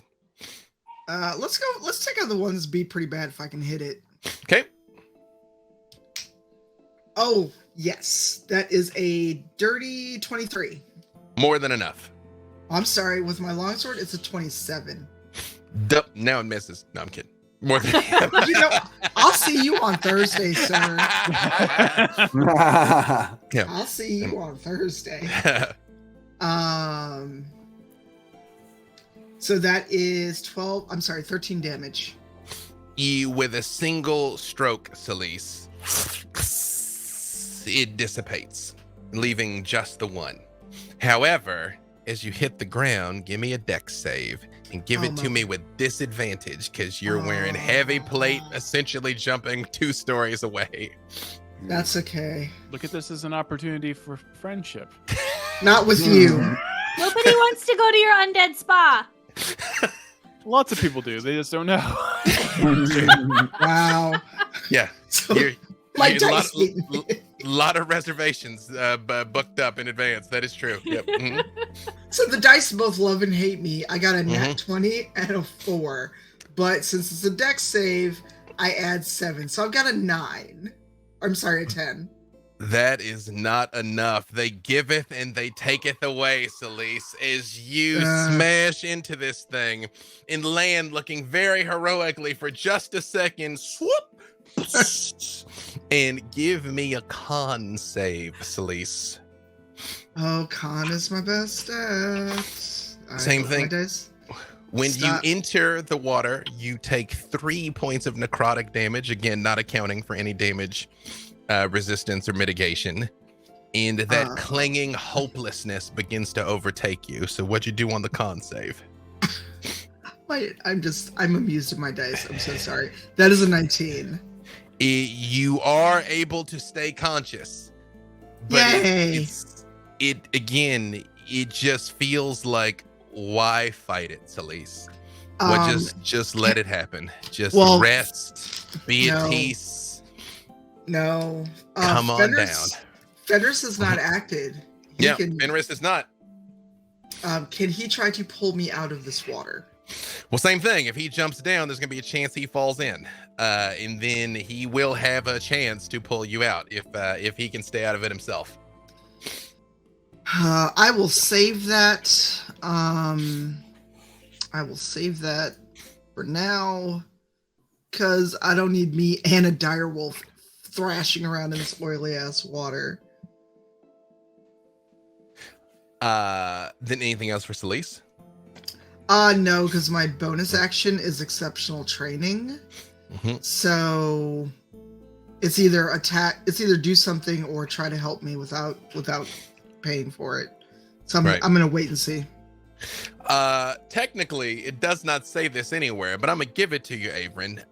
Give me another con save to see if you wake up as you're descending into the depths. It doesn't actually say. It's just like you're unconscious. That's real rough. Guess you drown. Bye.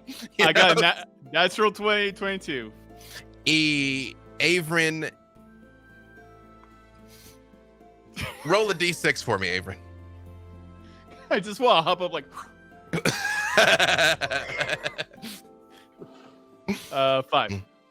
You have sunk 50 feet into this inky black water, but you snap awake. You feel it eating away at you. You feel the branches of Sophias that are interwoven with your rib cage. You feel the edges of them starting to disintegrate. You are aware if you were any other creature, you'd be dead already. And you are surrounded by darkness, but you are conscious. I am gonna swim as fast as I possibly can to the top of the lake, or like to where I think the shore is. So swim is half movement. So you're 50 feet down. You can move half your movement. Does freedom of movement have any advantage with this? Freedom of movement would give you your full movement. I'm gonna cast freedom of movement and try to pop out. Okay. What's your movement? It's 30. You could dash, but you'd be out of the water, but you couldn't do anything else, but you would be out of the water. I will say, especially with the insight you've already got, if you stay in this water, there's a chance you will fall unconscious again. Yeah, and I don't want to leave my body in there and let my spirit form pop out. So I'm going ahead and just I'm just going to dash out of the lake. Okay. Between your bonus action, freedom of movement, and dashing to get out, that will do it. But I will say you extricate yourself, landing there. So Havilar, all around you, Celise goes into the water, Averin comes out of the water. Yeah, but I still am the skeleton form, so you're not 100% sure what's popping out. It's just like a minute where it's like, no. It's me. However, Havilar, it is your turn, and there is one last of these things standing in front of you. Okay. I would like to try and hit it with my glaive. Okay. And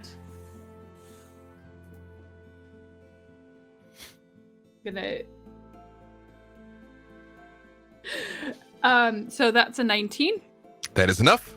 Okay. And I'll go ahead and. How many attacks have you got? I've got 3. You can go ahead and roll all 3 attacks here. Okay. You said 13? That was 13. All right. That one's a 30. Also so enough. Damage. And I feel like she should walk. That was not a natural 20, correct? No. Okay. And then that's 15 damage. Okay. And attack number 3. Do the Great Weapon Master thing, but I'm not going to look it up right now. So that one's. Were you negative 5 to attack, but plus 10 to damage? Is that? Yeah, that I forgot I had that. I should be doing that. There's 2 feats that sound a lot alike, and I sometimes mix them up, but I think that's Great Weapon Master. Yeah. That's the one I'm thinking of. Right. And that one's 9 damage, and hopefully that's enough because I didn't stop and do that Great Weapon math. I'll give it to you. because you still would have hit with the -5 on each one of those. Tell me what it looks like when Havilar hacks this thing to pieces as it's backing away from Baloth, and this sort of like turns and realizes you're there. I think she pauses and looks at the axe, the glaive axe, and she's like, You are making it look like Farida should have come instead of me, so don't mess this one up. and then she just like rages out and like, and I'm not gonna roll the back end, but she does flippy crazy stuff with it, so that she's like slicing through and cutting back with the end, and making just swirly mess of this wraith. It's unusual cutting into this thing because it almost feels like it's got a consistency of spider webs as you are just chopping through at it until it dissipates. However, you all are out of combat, but you have a different problem as Celise is flailing and struggling in the water. So we're not going to leave initiative just yet, even though there's no more monsters to fight. Brig, what, if anything, do you do as Celise is trying to extricate herself here? Can I reach her? She's about 20 feet away from you. Although, since you're acting simultaneously, I will say, Baloth, if you intend to move the carpet like over her or something like that, yes, I'll allow that. I can bring it directly over her. So. Okay, then I reach out my hands and try to pull her up. Give me a con save. Oh boy. Ah, sweet. Dirty 20. Same thing. The chilling cold of this water eats into you for 2 points of damage. And for a split second, you feel like you were going to black out and plummet headlong into the water as well, but you maintain your wits about you and are able to extract Celise out of the water. Just for the sake of ease, I will say between a combination of ropes and patience, you all are able to extricate those other bodies and the things that are on them, in which you find 4 things. You find an elixir of health. You find 6 + 2 arrows. You find a wand of web. And a hand-drawn charcoal map that was in a oilskin case. The map is the same as the map that you've got, but you see there's some different notes in the margins. And there is a room about 50 feet or halfway through your journey to the forge that you all have on your map, but on theirs, the word "stay focused" is written in caps and underlined on the map. A motivational poster. Do you get Zuni out? Yes, you get Zuni out as well. Both you and Zuni are visibly worse for wear, though. All of you can see, like, both of them look worn and haggard, like their cheeks are slightly sunken and their eyes have very dark circles under them now. Like, something has been done to Havilar and Zuni. Havilar, don't you look feel so much well. healthier right now. Tell you what, why don't we let you two claim this elixir we just found? I don't know if it'll help, but it can't hurt. not You know even what I'm gonna- saying? Brig, can you hold on to this rope? I'm just going to take a dip in the lake again. Just for a second. No. There's no time. There's no time. okay. Sure. Paper, please. Would cure wounds help Javi and Zuni? You, again, Celise, you're a paladin of some repute. You have encountered this form of necromancy before. Honestly, the only thing that is going to help them is time. All right. But can I have some hit points back? Is that an option?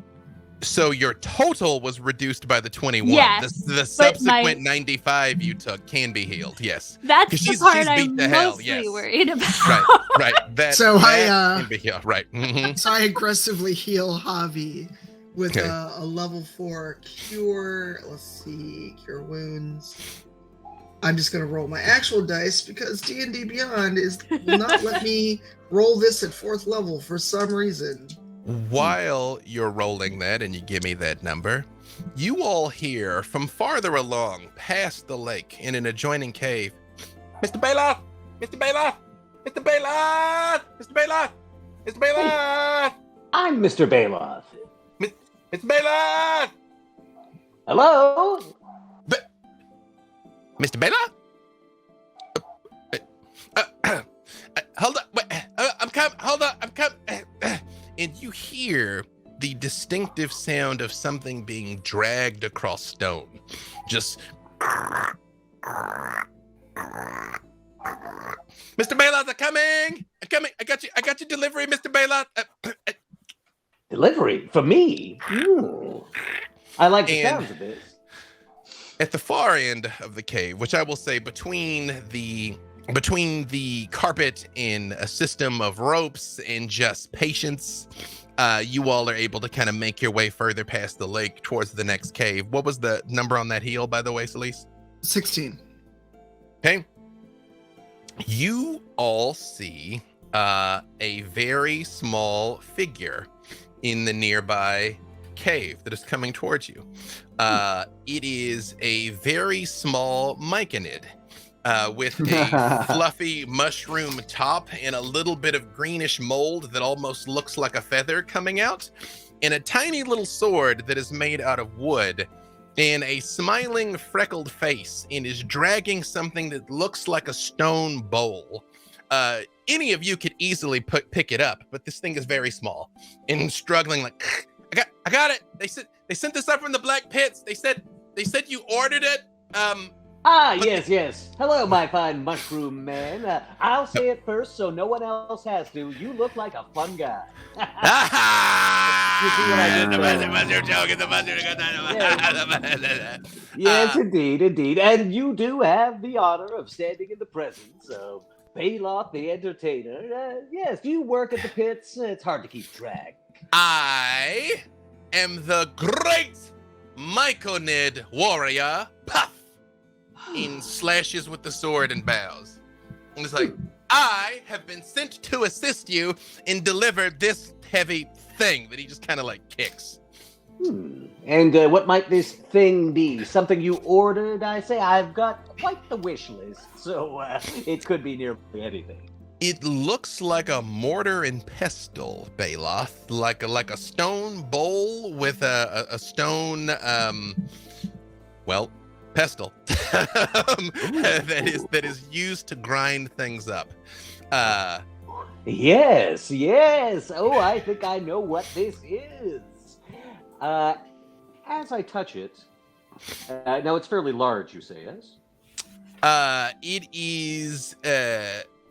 You get the distinct impression that although it is tiny to you, it is very big for this myconid Puff to be dragging along, but it easily fits in the palm of your hand. But you understand intrinsically it would get bigger if you wanted it to, Bailoff. Oh, interesting. Yes. I put it down, and as I'm putting it down, I'm also starting to climb inside it.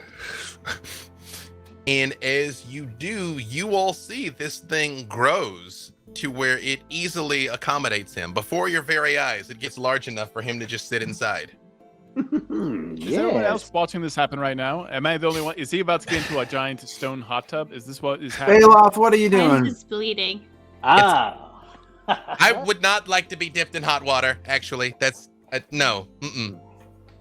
Well, I think this, and I'll try the same thing with the pestle and see if it will also change form. Also grows because thanks to the generosity of you, dear viewer, who voted, Bailoff has been gifted Baba Yaga's Mortal and Pestle. Wow. An artifact that Bailoff, the Entertainer, now has access to. Yes, feast your eyes, my friends. This was once owned by the most fearsome witch in all the multiverse, Baba Yaga herself. I'll be honest, I actually ordered the dancing hut, but this is what showed up. Never order online. Online? It's a planeswalker thing. I'll explain later. But I do think that this could come in handy. I've kind of. One other thing. When I came up here, there were some quasits with me. They were going around telling everybody that you defeated Hallister Blackcloak one-on-one. That's incredible. That's incredible. Heard that was true. We were making our way through the caves up ahead, and there's some nasty weather, and they sort of got reduced to their meaty bits. They kind of got ate. Okay. I was running for my life, and there was screaming and death, and now I'm here. So, up ahead, yeah. Right. Well, glad to have you aboard, Puff, and thank you for the delivery. I'll reduce them both to their regular small size. Puff, you seem like a very, very heroic myconoid. Thank you for saying that. It is completely true. You're rather tall for a myconoid as well. Thank you. And you're particularly this for whatever you are. I am very much this. That is true. Have you ever thought that you are great now, but you could be better? Run, Puff, run. Puff, No, have you ever made just tell me something important. a pact? No, Puff, get out of here, Puff. No. Abram, Everyone please, gets a choice. please. Puff is technically my employee, so I'd appreciate it if you didn't poach my talent. I'm not trying to poach your talent. I'm just trying to give him a little more of oomph. Make like a puff of smoke and get out of here. Oh, but then my name could be Poomph. Okay. So I was told that I'm supposed to go check in when I made the delivery and verify that you all right, because of course you're all right. You're Baloth the Entertainer. Now I'm gonna go send a sending to the Black Pits so everybody knows that the boss is fine. Business as usual, and then I'll catch up. Of course. Also, Mr. Averin will Oh, I slipped Puff Averin coin. Wow. All right. Sending stone me. And Puff turns and looks at the path along the lake and goes, "Oh, it's all slippery and evil in here." Did you guys blow up a monster? Did you say slippery and evil? Yeah. Oh, okay. Well, great. I'll make sure I tell everybody that the mighty Baloth the Entertainer slew 6 adversaries as Puff starts inching along. It was probably 7, now that I think of it. 7! With 1 blow! 7 with 1 blow! Baloth. Mightily! It's the see Puff sort of inching down the way. Now, you have to understand, this is purely for propaganda purposes. Propaganda's not great.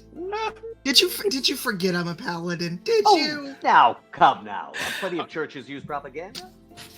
I'm not a church. Oh, I understand. And I pull my sword. Does this look like a church to you? No, not at all. I mean, you might be acting like one. I don't know. There's a lot of Hush propaganda around paladins. Maybe that's your tenet. Quick question. Yes. I am still not feeling great, and Zuni is also not feeling great, and that elixir seems to not do the thing we think it does. So I can ask the imps to take Zuni back, but I don't feel good. I have 48 hit points right now. I took my second wind, so just in case anybody else is sitting on some healing magic. Actually, I have a little something. I will say that you all are, you're all mighty spellcasters. You are aware that the elixir of health more removes diseases and conditions, but doesn't heal. But it doesn't remove this condition. It does not remove this. The condition of I went down 95 hit points. It does not fix that. All Let's right, be honest. You went down. You went down 116 hit points. And I'm kicking myself because I forgot I gave her adamantine chain, so those crits shouldn't have been quite so bad. But I forgot. That's on me. Okay. Anyway. Have a look at it this way. If you do die, I have summon undead, and we can get you right back in the game. Just on the long way around. I think that's more I guess of a last we're limping ditch along. thing. Let's do it. Okay, question. Yes, Elise. Can I use aid on Javi? The spell? Yes. Your spell bolsters your allies with toughness and resolve. Choose up to 3 creatures within range. Each target hit point maximum, and current hit points increase by 5 for the duration.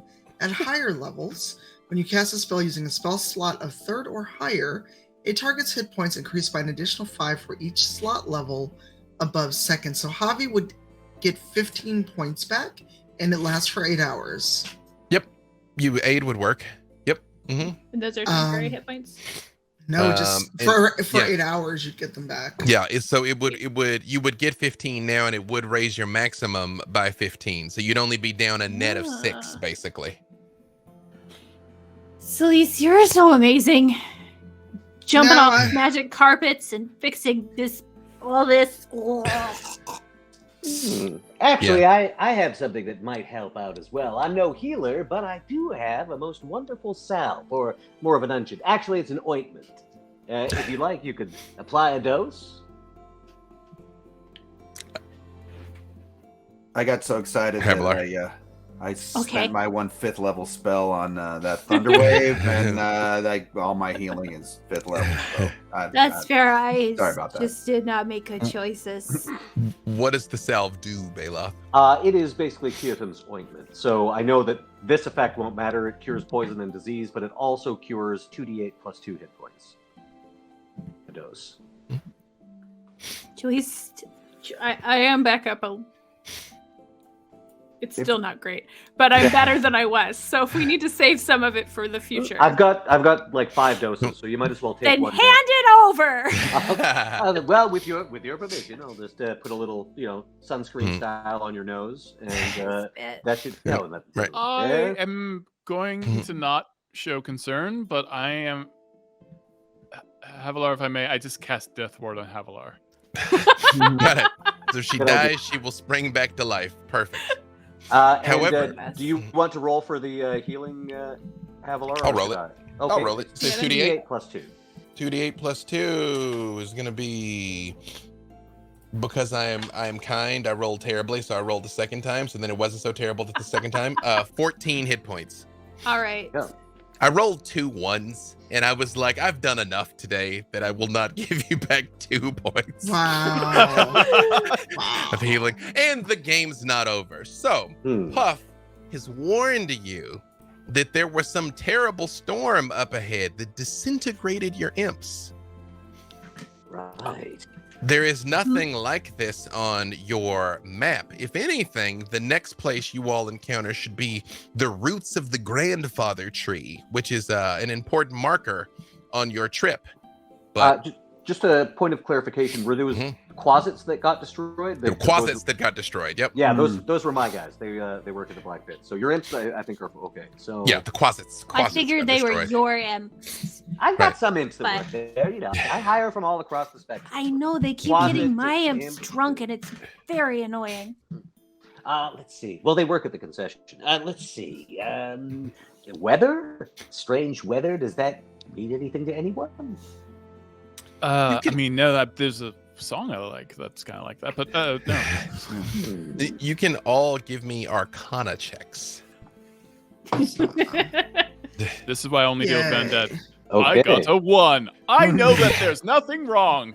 I got an 18. You've successfully disbelieved. Yep. 17. 19. 15, 19. That's a 12. Book learning. Who needs I that? only got an 18, which makes no sense. Both. but- Well, but you're around your Mahan and Farida that say a lot of words, Havilar, and on occasion, sometimes they stick in your head. Thank you. And Brig, you've also heard stories of magical storms that can whip up, that blow sand so fast they can strip the flesh off someone's bones. It's a type of eldritch storm.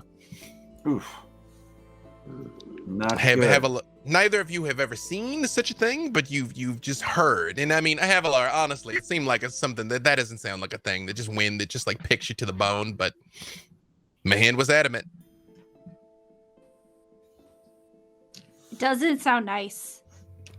I mean, can it happen underground? Yes, because it's magic. All right. Great. Mm-hmm. Guys, this is not good. So it's stormy underground. Well, I mean, possibly. It's a magic spell or magical storm that basically rips the flesh from your bones. Oh, okay. Makes I you don't skele- have any left. You could use that, Avern. You could use that if you're creating skeletons. But Yeah, no, that's great. That's we like don't just want it to happen to us right now. All that of you can give me Arcana or Nature or Survival, whichever is higher for you. Oof. They're all equally bad. Nature. Arcana or Nature or Survival. I got a 17 survival. I got 21 survival. 15 on nature. 8 on Arcana. Well, it kind of makes sense. Havilar and Brig. Sorry, I play with a Brig and a Briv. It's rough. It's rough for me here. It makes sense that the two of you, having heard the stories, have also heard that basically the way you deal with it is the storms can last for hours, but there's essentially just moments that it lets up briefly, and you essentially run for your life and hope for the best. So it's just sort of like, wait, go, and hope you get by before the wind whips back up again. So if we just run really fast at the right time, we won't turn into skeletons. Standing right here, first of all, but yes. To be clear, Turn into more skeletons. Havilar, to be clear, was it your intent to send Zuni back to the surface with Puff, or is Zuni with you? I think I might need to send Zuni back. She's down to 24 hit points, and Thing. I will feel very, very guilty if Erin will feel guilty if I kill Zuni. I mean, you're gonna make me feel guilty if I kill Zuni, so yes. I don't want to share that with you. Gotta save something for the sequel, right? You know, this is Zuni's Batman Begins here, where she gets revenge for her mom later.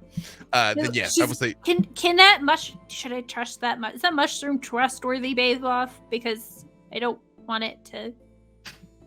Oh, who? Puff? Oh, Yeah. yeah. He's an absolute sweetheart. Don't worry about him. He doesn't taste good, does he? He's new. He's new. He probably, he would, but probably with some butter and a little bit of onions, maybe. But I think he's not flesh, so he should be okay. I'm gonna tell Zuni he's a vegetable, so she won't eat him. Wait, that works? It works for Zuni because she likes to eat things that are alive and running, mostly. But only when I say it's okay. So also, it's not okay, because if she decides she changed her mind, I won't be there.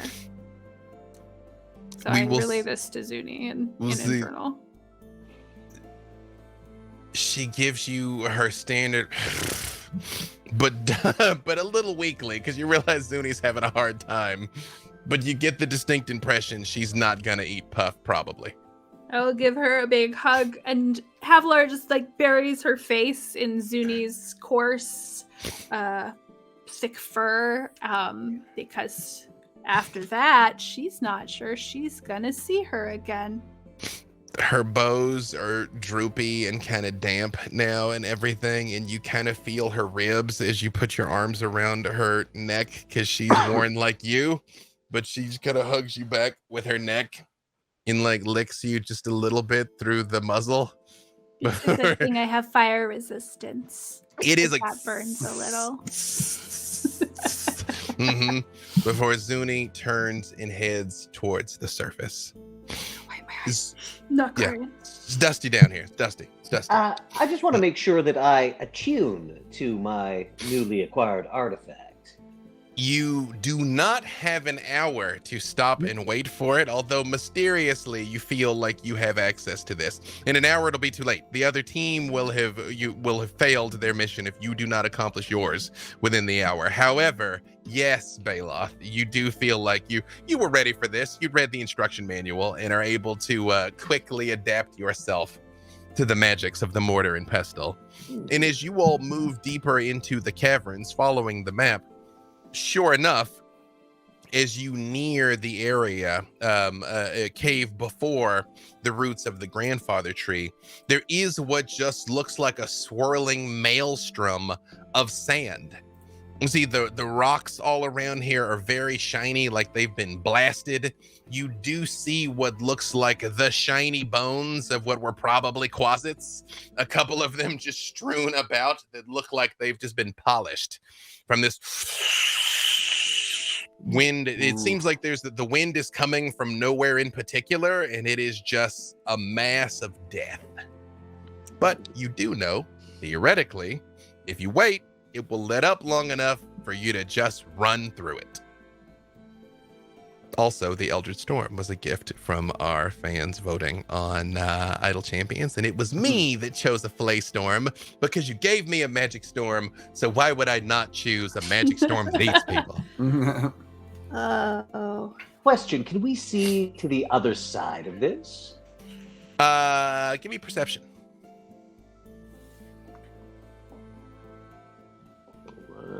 Come on, you. That'll be a total of 25.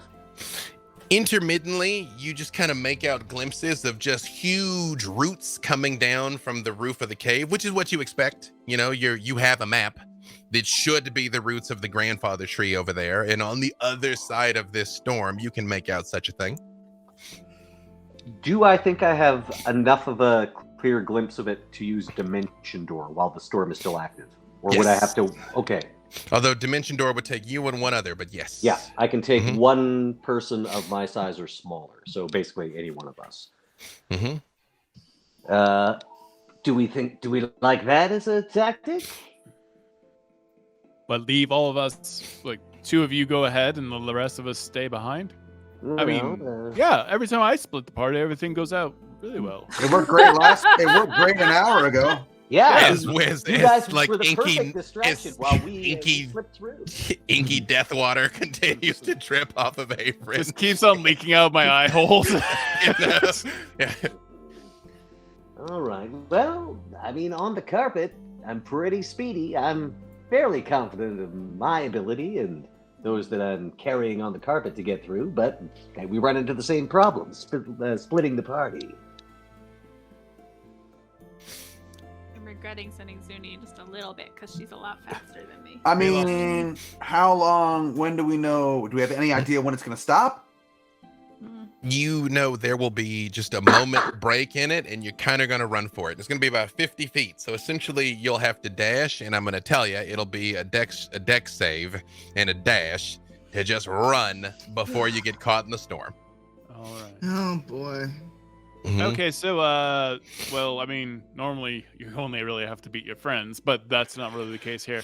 So we all run real fast, right? That's the gist. That's the idea. Unless somebody has a different idea. Does anyone have any spells that make us, like, super quick? I might have access to something, but again, it's only going to be for me. Can someone else fly your magic carpet while you do that? I feel like your spells are very selfish. Interesting. Here's a question. If I'm affected by a haste spell, I assume it extends to my items and my modes of locomotion. Not necessarily. However, I would say you could beat feet with your haste and still command the carpet to fly. Very well. While you ran for it. All right, then. Looks like that's going to be the plan. Would you like to activate your haste? Yes. I will. I crack open my cylinder and drain the contents. Legally distinct. I'm okay, this is really something. Okay, all right, I'm ready to go. I'm ready to go when you are. You guys ready? Get on the carpet. Get on the carpet. So, can someone record this, please, and rewind it? One of you is gonna have to run for it because the carpet will hold 3 people. So who is gonna run for it? It's a deck save. I'll run for it. It'll be a deck save. The Brig, you were born for this. So of course I'm the one with the explosive. So let's see what happens. Give them a head start. No. Yes. Wait a minute. What? You got the explosives? Averin, as you look at him with shock, the storm dies down for a second. The sand literally just drops to the floor, and you know you don't have long. Baloth shimmers slightly and is gone. The carpet erupts into movement. Brig, give me a deck save. Come on. 20. It's Brig, as you are running, you feel it start to pick up again and the sand start pelting your face, but you get out of it and through it before it starts like eating into you. Yep.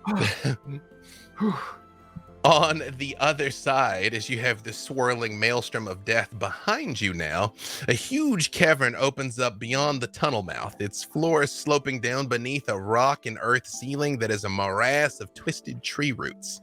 A dense screen of fibrous growths is clumped with fungus and alive with worms and beetles, creating a webwork that obscures the far side of the cavern hundreds of feet away, and through which you must pass to reach the next tunnel marked on your maps. What just on the ground? We should probably go. Breathe. Okay. Yeah, I think, you can do it. You don't have to you keep want talking some like water? that, but I'm gonna leave your hay step for. I'm gonna give you the full minute, even though Okay, I'm cool. gonna let your vocal cords rest, but All I'm gonna right. give your hay. Well, any actual dialogue, I think I can do like that, but I won't describe what he does at that speed. All right. All of you give me a nature check. How does 11 sound?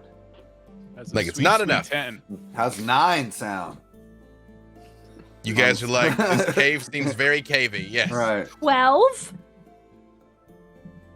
I know. 2. Celise is there like, yep, that's some dirt. He says, is you take in the roots of this tree. The roots seem very healthy and vibrant. There is no sign of any corruption or necromancy or magic or anything. I mean, you realize that this must connect to just a gargantuan tree, but the tree's doing fine. And anything magical about the tree? Just a big old healthy tree. We got to blow the tree up, right? That's the mission? I can't quite remember. I'm still not over the fact that you took the explosives from me. I thought Why we were you friends. took- Them Care. from me. Yeah. I mean, that's between you two. April, I took it Hey. from him. I didn't take it from you. Look at it this way. I'm not those mad. I'm saying he can't be mad. those No, explosives he would stole have gone from in both the of water us. with you. It could have leaked Right. in a bag. Who knows? It's probably Yep. for the best. While you all are debating who is the rightful carrier of the explosives, a sudden shriek fills the cavern, and a shudder twists through the screen of roots as crashing footfalls approach. A rasp of breathing grows louder, heralding not one, but 2 white dragons entering the cavern, their gleaming scales marred by dirt. And at the far end of the cavern, they look at you. Miserable mortal worms. Miserable. You think you will sneak in through dark and shadow to the Dragon Queen's lair? You think our servants fools? We watch for you. We find you. We kill you.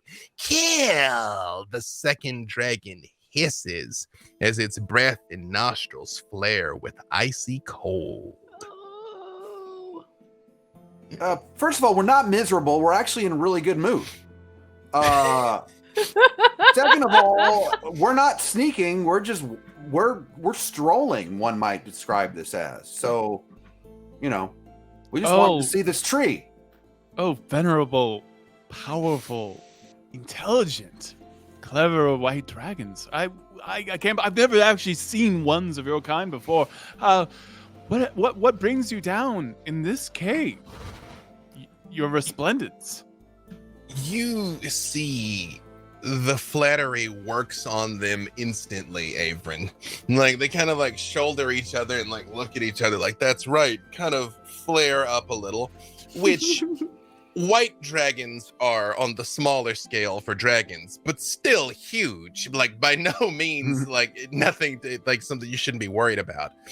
And the first one says, I'm Azioth. And this is Aothiag. We are the mighty servants of Tiamat, and we guard these passages against any who would attempt to do Our Lady harm. Well, that's good. because we have, well, first off, anyone who would do Tiamat harm are foolish, and anyone who would come up against you, doubly so.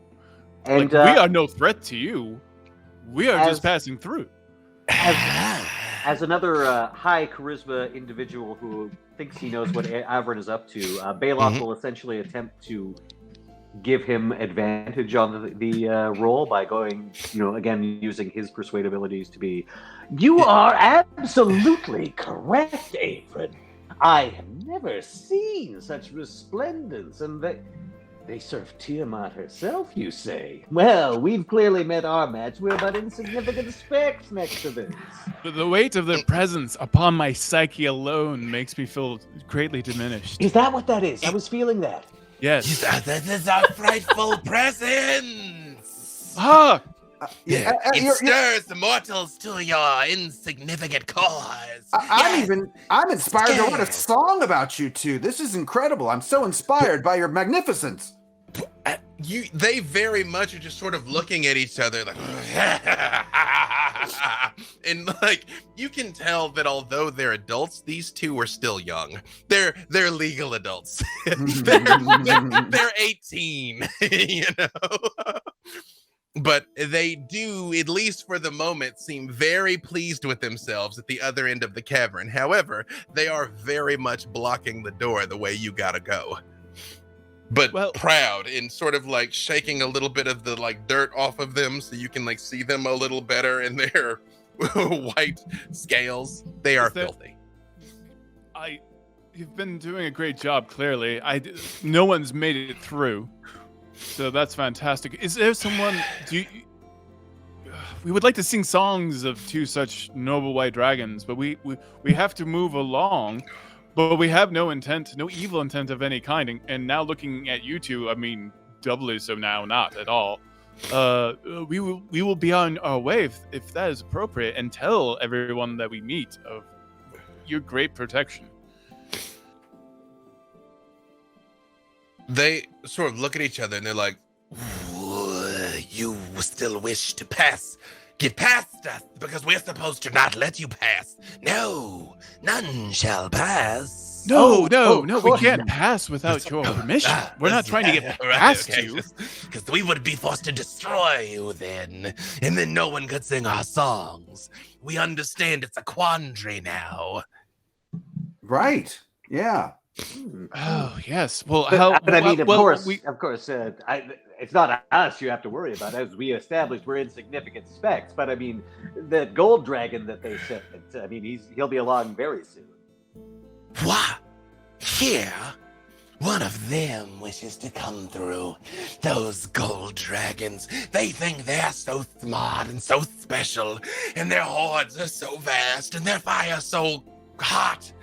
Anyone can make fire. You mortals make fires to cook every day, but how many can do this? And he inhales and breathes ice up into the air, far enough away that it doesn't hurt you all, but specks of frost and hail do like rain down into the room. And he's like, Oh, fantastic. And you are right, even 2 sticks can make flame. So gold dragons are nothing to you. If gold dragons are nothing to you, then we are even more insignificant. So we are not, do not think of us as mortals or even physical forms, but echoes of your greatness that would like to pass through the caverns speaking it. Echoes of our greatness. I like this. Yeah. And you see, like, as they look at each other, they very much are like, I like where this is headed, Brig. Echoes of our greatness. Yeah. That's the great first line for a song. Perfect. Their eyes get as big as they can, and their slit-like pupils broaden at you, Brig. And it's like, it will sing a song of us. I will. I'll try to make up one right now. It might be better if I had maybe, like 10 minutes or so to come up with one, but I can do my best right now. See, they both immediately just drop down like Rottweilers expecting a treat. Just boom. You may have the time. Although, We may still be forced to destroy you afterwards, but please continue with your bardistry. Tell us, mortals, is this what you normally do? Find great and powerful beings and then sing songs and herald them? No, we do not. This is the first time that this has ever happened. Definitely first time. We've never been around dragons of such renown before. That it's just inspiring me to instantly write one. You know, at the risk of being meta, I routinely ambush Mark to make him play Aslan Rex on the Black Dice Society, and now I have upped the ante to ambushing Jason to write a song. But in my defense, you grab the guitar. As part of the RP, come on. At least I didn't try and make you rhyme their names, because I gotta tell you, Ozioth and Iophiog is a little bit of a mouthful there. You know, we could battle rap with these guys. Celise, Yes. while they're negotiating with these clearly young dragon siblings, what is Celise doing? Celise has been kind of observing and wondering if there's a way to kind of talk these dragon siblings into realizing that if they don't let us out, we can't share their song. And come on, warrior to warrior, I know bravado when I see it. Well, so far the appeals to ego seem to be working. Like the two of them are just like, Because I'm guessing animal handling would not work on them. no, they are sentient. Dragons don't like scritches. But what if they did How'd you know the though? name of my children's book? Dragons don't like scritches. But what if they did? I will say all of you can give me insight if you like. Insight. I'm gonna use nature to see if I can figure out some 16. way to. 25. 2. What am I doing? Lucky 13. Nat 20. Net 20. It's funny. Well, this kind of makes sense that, you know, Baloth and Averin are doing the dog and pony show, and Brig is trying to come up with the fastest song he's ever come up with in his life. Havilar and Celise, you are aware that although dragons can be vastly intelligent, in some ways they're the smartest creatures on Earth, at least some individuals. White dragons are not particularly known for being the sharpest knives in the drawer, and these two in particular might seem derpier than most. Is there anything about yourselves that we can know so that our wonderful bard here could echo your greatness into eternity? Oh, do you know, echoes? That room we just came in had really good acoustics. Maybe you should go in there to hear the song. Oh yeah, it's true. It did. The sound was quite great in that room. What are their names again? I'm gonna try. I was about to say, if you put their names in this freaking song, I will. Give me their names, damn it. I put it in the Discord because the spelling's weird. I'm gonna put it here again just to make it easy to find. But it is Osioth in Iophiog. You know, I realize this is high level play, but if you do this, you gotta retire, JCM. Like, this is it. You gotta hang up the get fiddle. If you spontaneously can ambush write a song. Osioth IO. Yeah, it is. Yog. IOISIOTH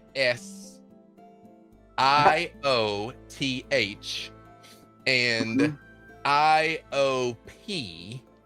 Got it. Okay. Iocioth and Iophiog. Got it. Which are not names I came up with, y'all. However, when you say, is there anything that you can tell? You say, we are two of Tiamat's most trusted lieutenants. Yes, the bravest.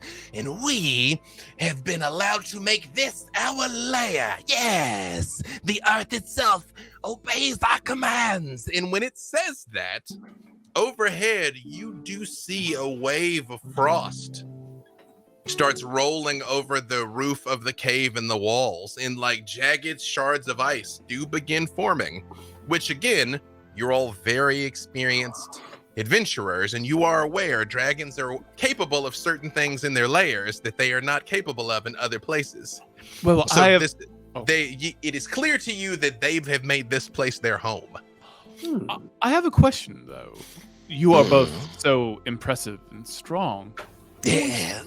Who amongst you is the strongest?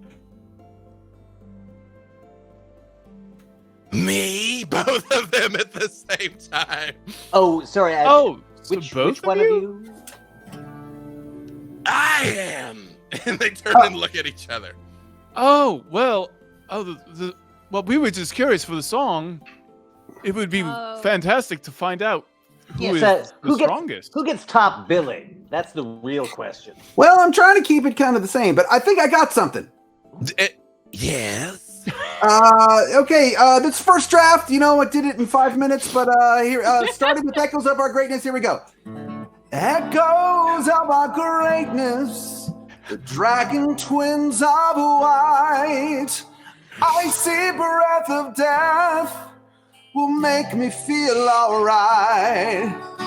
Mighty ones standing tall, surely they will rule us all. I see Aoi off in the sky, they reign aloft.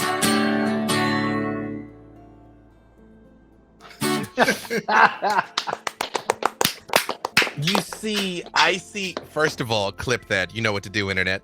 Second, you see icy tears form in both of their eyes as they're watching.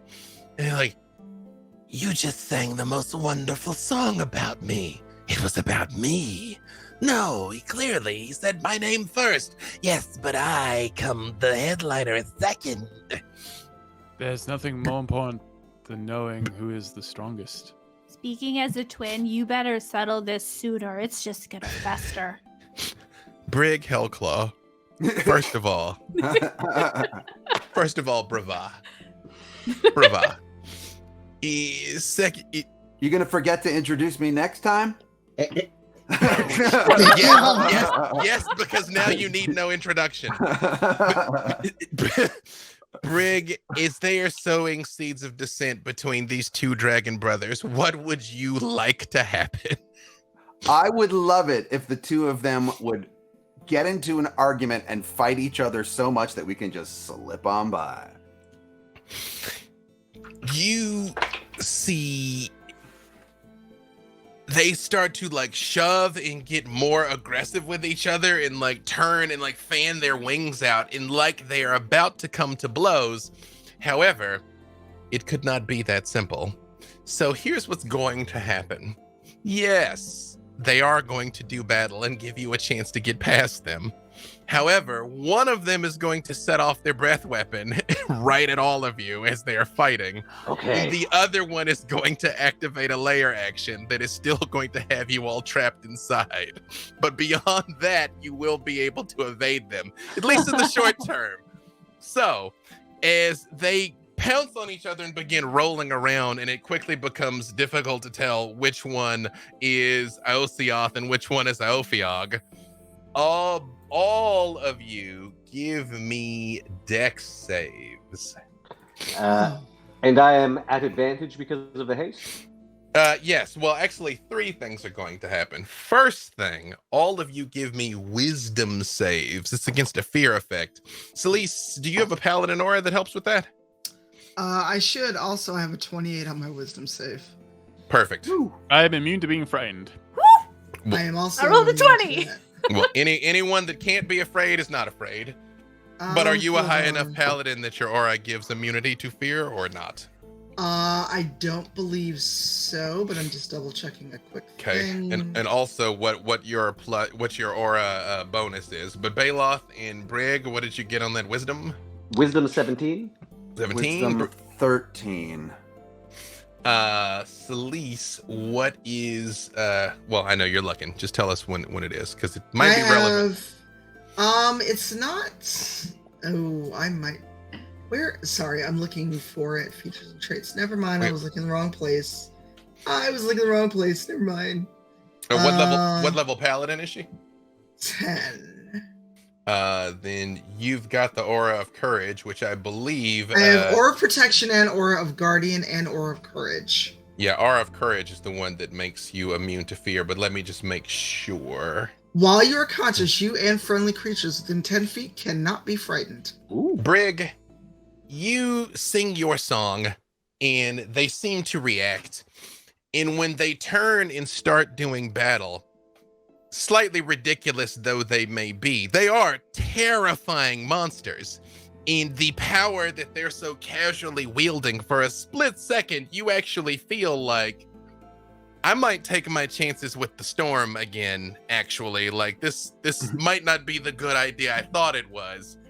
And Celise comes a little closer to you, and you feel this warm, confident radiance coming off of her and sort of bolstering your fortitude. That's the first roll. You all have beaten their fearsome aura. Second roll, all of you give me con saves as they are rolling around, and one of them goes to breathe ice, but the other just slams into his head and turns it towards all of you. As ice and hail pummels over all of you, and it's con. Oh, it's con, not dex. Con for the white dragon. Gonna use Indomitable because that was terrible. Okay. Yeah. I rolled a 1, so 21. That's better. 21 is better. Also, Aura of Protection, I while can I'm math. conscious, all friendly creatures, including myself, within 10 feet get a +2 to all saving throws. Okay. Yep. Nice. You get +2, so con is what we need. But will a 10 save me? Because that's all I get with that +2. Unfortunately, it is not, and you are very bravely going to take a mouthful of ice in the face. Yes. That was 21 for Havilar. Avrin? Well, I had rolled dex, but it's the same as my con. Can I keep the dex save? Yeah. Dice roll's a dice roll, yeah. Yeah. It was a total of 18 before, Okay. because the one I rolled after that was terrible. Perfect. Brig? Got a 9. How much All damage right. am I taking? And Baloth. So this was a con save, so Con. I do not get advantage, but I did not need it You- because I rolled high, and with the plus, I get a +2 from Celise's aura as well. Okay, that takes me up to a 23, so I think I have made it. You know, it kind of makes sense that there's this split second where Brig is like feeling hardened, and he turns, and Celise and Brig kind of have a moment there together.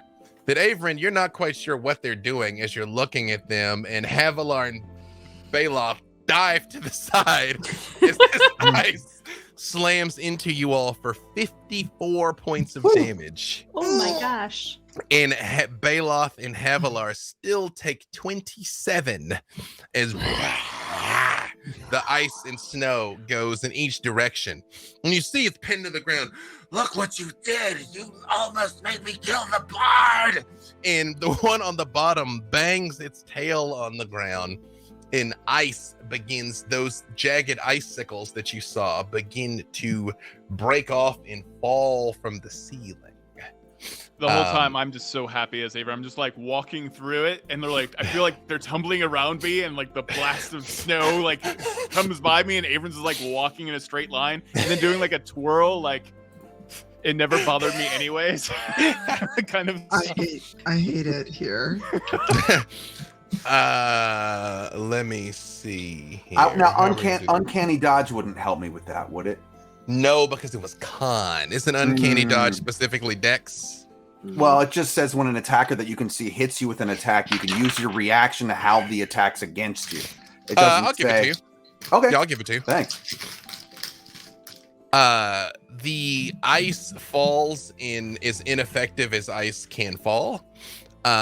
Here, let me do it like this. Here, I'm gonna arrange these 20s because I just rolled a fistful of 20s.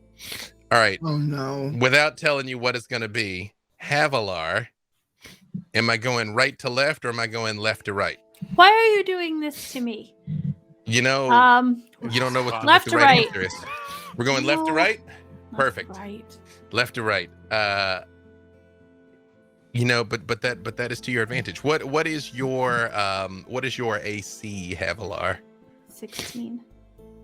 A shard of ice just cracks into you, but just breaks over your armored back harmlessly. Baloth, similarly, although with your enhanced speed, you just aren't there when the ice is falling. It's coming right towards you, and a moment later, you're just a couple of feet away and down to the ground. Averin, one of the ice shards that was supposed to hit you as you twirl out of the way, slams into one of the dragons and cracks one of its scales as it hisses loudly. Unfortunately, Brig and Celise, it's probably going to hit both of you. What is your AC, Celise? 22. Because it is a 23 and a 24 in the attack rolls. However, it does not hurt terribly badly. Probably. Is Havilar within 5 feet of me? Havilar got missed. Okay. But yeah, it is Celise and Brig, which would be 10 points each of piercing damage. Okay. His ice slams onto the two of you. However, you do manage to get past the dragons that are doing battle in the cave. I'm sure this is the last we've seen of them. Oh, yeah. Right? Yeah. Uh-huh. As you guys get by, is there anything that you want to do? Is essentially you leave the other side of the cave as the two of them are wrestling and biting and snapping at each other. Heal thyself.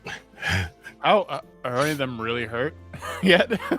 They're pretty evenly matched, so it's you get the distinct impression. Some of you are siblings, some of you aren't. Havilar, you're intimately familiar with what's happening here. It began as sort of play fighting that is getting increasingly serious. Like the joking punch that's a little harder back, it's a little harder back, it's a little harder back. Whatever the equivalent of a dragon getting their hair pulled out is about to happen. Yeah.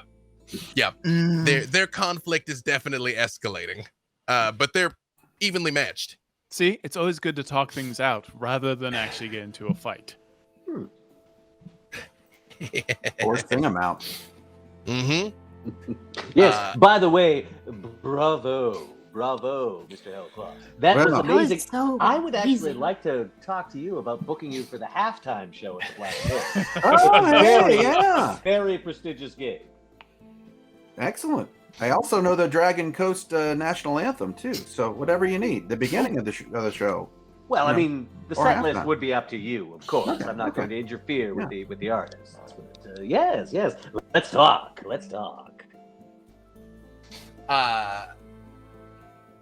As you guys are making your way out, firstly, something I did not describe because it is written but not in the art. Both of these dragons are decked out in jewelry. Their ears are pierced. They have gold dangling bangles, one of which got bitten and hurled off in your direction. They are wearing gold bracers that have been knocked loose. And as you are coming through the cave entrance, you also find a horde of gems and jewels and coins where you can see they had moved at least the beginnings of their horde into this space that you all would have an opportunity to take if you so chose. Anything choice? Magical? It does not. Oh, Yes. Never mind. No, what? No, please. No, I thought I had something I don't have. It does not seem there is anything of terrible value besides gems and coins and things. Normal go, nothing magical, Baloth. Nothing that would particularly pique your interest.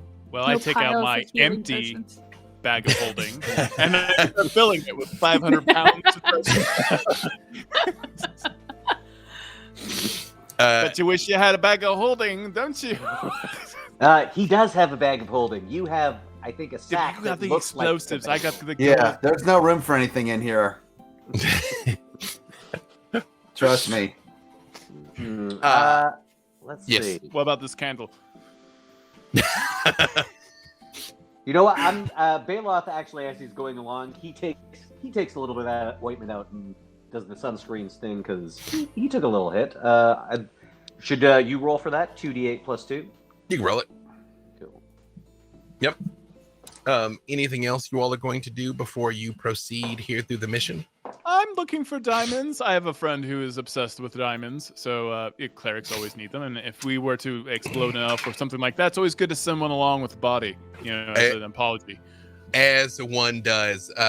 Although, again, I'm pretty sure that was a one-way trip for that exploded elf. Yes, that happened.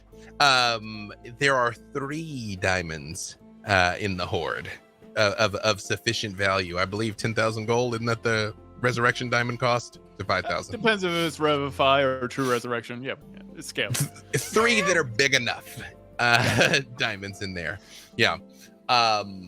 Excellent. As you all make your way further along through here, a little beaten and bruised after your first day of adventuring here, a faint light rising from ahead gives the first sign that the tunnel you follow opening up to a larger cavern beyond. This huge space is marked out by natural stone columns and lit up by phosphorescent fungi that shimmers yellow and green from every crack and crevice in the walls and ceiling. The path you follow narrows as it advances through a forest of fungus. Mushrooms, toadstools, and puffballs in dozens of varieties in a dizzying array of bright colors cover the ground and rise to heights of 20 feet or more, eclipsing the far side of the cavern from view. Well, I wish we had Puff now. Puff could have done some reconnaissance. I mean, I'm pretty good at reconnaissance. Sneaking. Yes. A man of many talents, I see. Can even turn invisible. I can be My seen concern when I is want to be poison. seen. And what's that? I'm concerned about poison. Oh, I will say this is the room that the charcoal map has the handwritten "Keep Focused" Oh yeah. written over it. Focused. Mm. I mean, don't we have a potion that protects one of us from poisons? Or is that, or it just clears us later? Yep. I think it clears it later. Okay. Yes. Yep. All right. Actually, this ointment does the same sort of thing, so we do have a backup plan if things go south. True. Keep focused. So we're going. That room's going to want to lure us, maybe. Yes, and well, I've had some experience with fungus being from the Underdark, and I do know that some of it has, shall we say, hallucinogenic properties. Maybe that's why we need to keep focused. Oh, well, let's go in. Yes. That's what I'm saying. Is anyone able to protect us mentally from, I don't. Here's a question. Do you breathe? No. Oh, I don't. That's right. I haven't been breathing this whole day. Wait, do I? No, Yeah. I definitely don't breathe. It's been a whole 2 hours. Well, that might help things out with you. And of course, if it's some sort of contact high that we have to worry about, that may be not the case. But shall we see? I Yeah. absolutely think we should see by not sending me. Yeah. No. I will go in. No, I'm going to go in. I'm going to walk. Okay, no, don't everyone follow me. It's time to be a hero. I will walk You? Yeah, as Averin walks into the room, Bailoff uses minor illusion to play like a heroic Averin, sort of like a theme song, like. See, I thought you were gonna go into the Incredible Hulk. You know, the do do do do. The sad walk away music. Sad Hulk gets a big gulp. Sad Hulk opens the door. My favorite montage. Framed for a crime he didn't commit. Except he's super committed those crimes. I committed though. those Yeah, That's I know. the All right. plot twist. Right. Yeah. Plot twist. What if he's super guilty? Yeah. And as Averin stoically, silently makes his way into this strange room of, I'm sure, completely harmless fungus, is a good place for us to stop, because you all evaded the dragon so quickly that I don't want to go too far into the next thing. Because I think you can imagine, especially having taken 54 in the face from that breath weapon, fighting them both at the same time can go poorly quickly. Oh yeah, I imagine it would. I'm really glad that we talked our way out of that, more or less. I have taken 0 damage. 0. Even when you No, went on 50 feet? the save. No, you took that breath weapon in the face. Oh You yeah, I failed took that breath save. weapon. That's right. Yeah, That's right. yeah. There you go. but 54. I got temp. Yeah. Right, sure. Mhm. Well, 54, whatever is what Yeah, you yeah. took. 54 And- cold damage. And I Mhm. should say, when we talked our way out of it, I really mean we sung our way out of it. And by we, I mean Mr. Hellclaw. Well done, Chief. Yes, That was well done. awesome. It's Very I had nice. to reward that because part of me could have Yeah. been like, nah, we're fighting, but I'm like, no, okay, come on. I'm like, I yeah, mean, they wrote the song. Okay. I don't even know how. Like, I don't know. At one, sooner or later, Dylan and I are just gonna we're gonna reach peak like songwriting where we're just gonna like pull it out of the air like the Matrix or Yep. something. Like, I feel like we're gonna get there one day. That I'm starting to see it in the sky. that thing you just saw him do, he does every week on Bardic Inspiration. He picks a character for inspiration. He's written one about me. He's written one about the Brimstone Angels. He Freely, not me personally. Written one about Freely. Written the Brimstone Angels. Written one about Avern. There haven't been Baloth or Solis songs yet, have there? No, No, there's been a Sleaze song. There's been a There's a Sleaze Celine song, so we just But- need to do a Baloth song. There you We need go. to get Mark on there. Yep. Please. We need a Baloth the Entertainer song. So you can see that magic happen. What time is Bardic Inspiration on now? Tomorrow at 1:00. It's always Yep. on Tuesdays at 1. I think Tuesdays we're at Team 1. Persuasion. Yep, there you go. Well, I like to reward that. Not everything in this game has to be done just as a blunt instrument. Especially when you have intelligent creatures. That was why I had the Wraiths talk to. The Wraiths are actually way smarter than the White Dragons. It's just That's funny. but it's just like what's gonna motivate them? You know what I mean? They're like, I'm restless dead. You know what? I crave the living. And That's what I'm. Right. I just couldn't. I could. They're like after Havilar's pet. I'm like, I can't do that. Yes. That is, No, they were I'm after not- Havilar. They were wanted like, Oh, no, they're after. leave Oh yeah. Oh, her. yeah. Yeah. No, Right. can't do it. Sorry. Yeah, Yeah. they were like, we're prepared to negotiate. Just and let I us will eat one remember of that. you. Mm-hmm. Well, that time I didn't sacrifice you to race. Point. And B Dave, thank you very much for allowing me to do an intimidate check on Wraiths. You rolled higher than they did, so I'm like, well, I had also just killed 3 of them, or destroyed. That's true. 3. That's right. Yeah, that's their secret. They were dead to begin with. Yeah, so the mission has begun, and unfortunately, you guys are already pretty beat up. But you could have been way more beat up, because the water. Just for you all's edification, this isn't spoiling anything, because that particular thing you will not face again. Every round, there is a chance you fall unconscious, and of course, if you breathe, you can drown. That's bad. But every round you spend in the water, the damage compounds. So like it gets more and more and more and more and more, and it gets harder and harder and harder to escape. So that's why the 6 bodies you found in the water, essentially what happened is one person fell in and the rest of them were trying to save their friend, and the water took them all. And then their souls become the Wraiths, which is why the bodies didn't get up, because Wraiths are a different kind of undead. They're just the spirit versus, zombies and some other things are the body coming back. So So- what you're saying is, if one of us was going to fall in, it might as well have been the person who didn't breathe, and who's invulnerable to necrotic damage. That was Yeah, probably. a I've good literally snuck myself in a bag of holding into places because I don't breathe. It was if one of you had to go under it, that was it. Because Yeah. here's the other thing I will tell you. What was so terrible? I was really afraid that I'd killed Havilar, because if Wraiths kill you like that and she failed that save, Havilar would have become a Wraith. No. That's where Wraiths come from. So I was like, oh no, when I saw those 2 20s come up, I was like, oh dear. I will learn my sheet better. This is Yeah, this is fun, but it is a lot all at once, and I don't know this character. What did you have that protected? I had adamantine chainmail, so crits just become normal hits. So it wasn't quite as bad. It still wasn't good.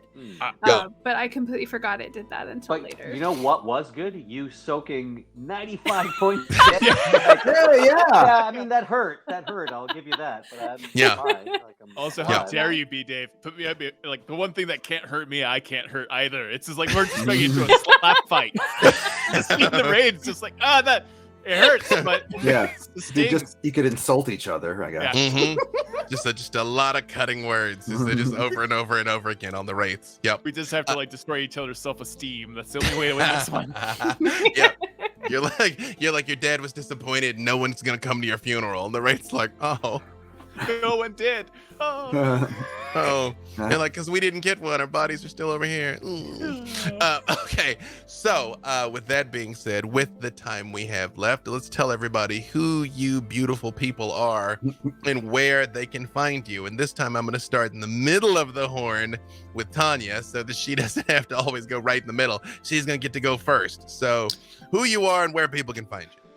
Hey, I'm Tanya. You can find me Thursday back with B. Dave and Mark for Black Die Society.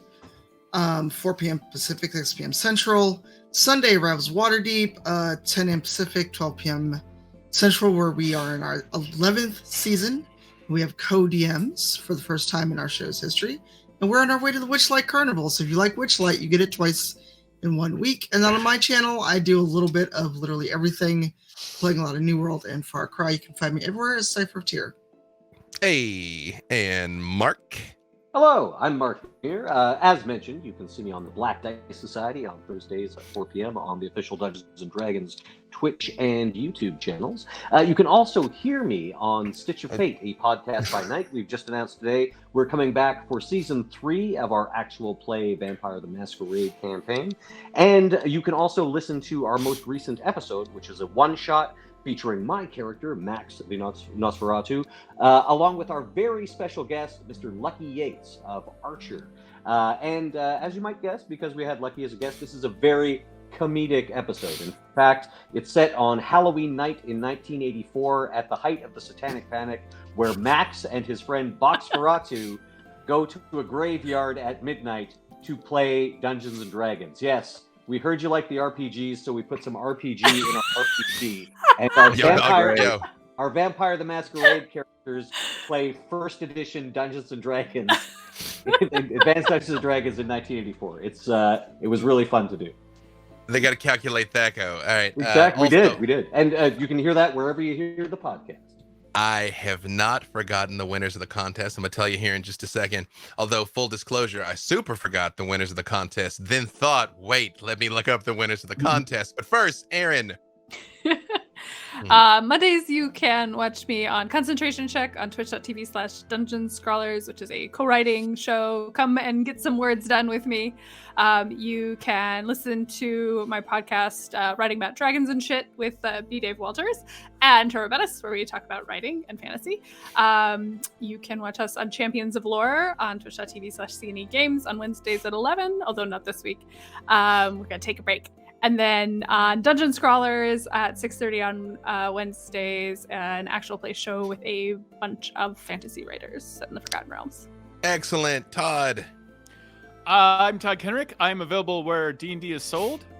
And that's about it. I get to Dungeon Master B. Dave on a show called Heroes of the Plains. I have a lovely YouTube channel, Todd Kenreck at YouTube, where I talk about D&D with my wife, Megan, who is lovely, and she's also in Heroes of the Plains. We seem to be always around each other, which is great because we're married and we're in love, and she's my best friend. And I think that's it. JCM, who's gonna be doing a thing now? Yeah, so like every Monday, I do a show called Miller's Music Mondays, and it starts now. So I'm gonna start streaming right now. You can find me right here. I just put my Twitch channel right there. But every Tuesday, I'm back on this channel on Bardic Inspiration. Wednesdays, I'm back on my channel. And then Sundays with B. Dave, brought to you by Idle Champions. I am the DM on the Gaxx pack over on GaryCon Live. So, yeah, I'm all over the place. Perfect. Y'all already know. You can find me wherever fine streaming content can be located. Follow me at BDaveWalters. Just don't even try and keep track of all the stuff because they basically just told you most of the places I'm at. So let me give this to you so we can wrap this up. The winners of our green adult Dracolich are Chase Hoteling / Zanbatu1. So I'm pretty sure that's maybe a human name and a username. If those are two usernames, there's two people. I don't know, but Chase Hoteling / Zanbatu1. I believe the mods are going to be telling you how to get in touch with them to claim that. Maybe they're going to send you a, that's one person, one real name. Hey, congrats. And the winner of the Founders Pack 4 and the 2 theme packs is Red Seer, REDSYR, Red Seer. Thank you all so very much. Brig Hellclaw is coming to Idle Champions this Wednesday as part of the Liars Night event. Add Brig to your formation. We will see you back here next Monday at 4 for Idle Champions presents the Trials of Mount Tiamat Episode 2, The Fungus Grove, and voting for Episode 2 is live now. So if you want to see something wonderful or perhaps terrible happen to them next week, make sure you visit Idle Champions every single day to vote to make your voice known. We're going to raid somebody, maybe Jason, I don't know, but either way, we're done here and we will see you back again next week. I'll start right now. Do it now. Turn it on. Okay. Turn it on so at least it's possible. We'll do it live. All right.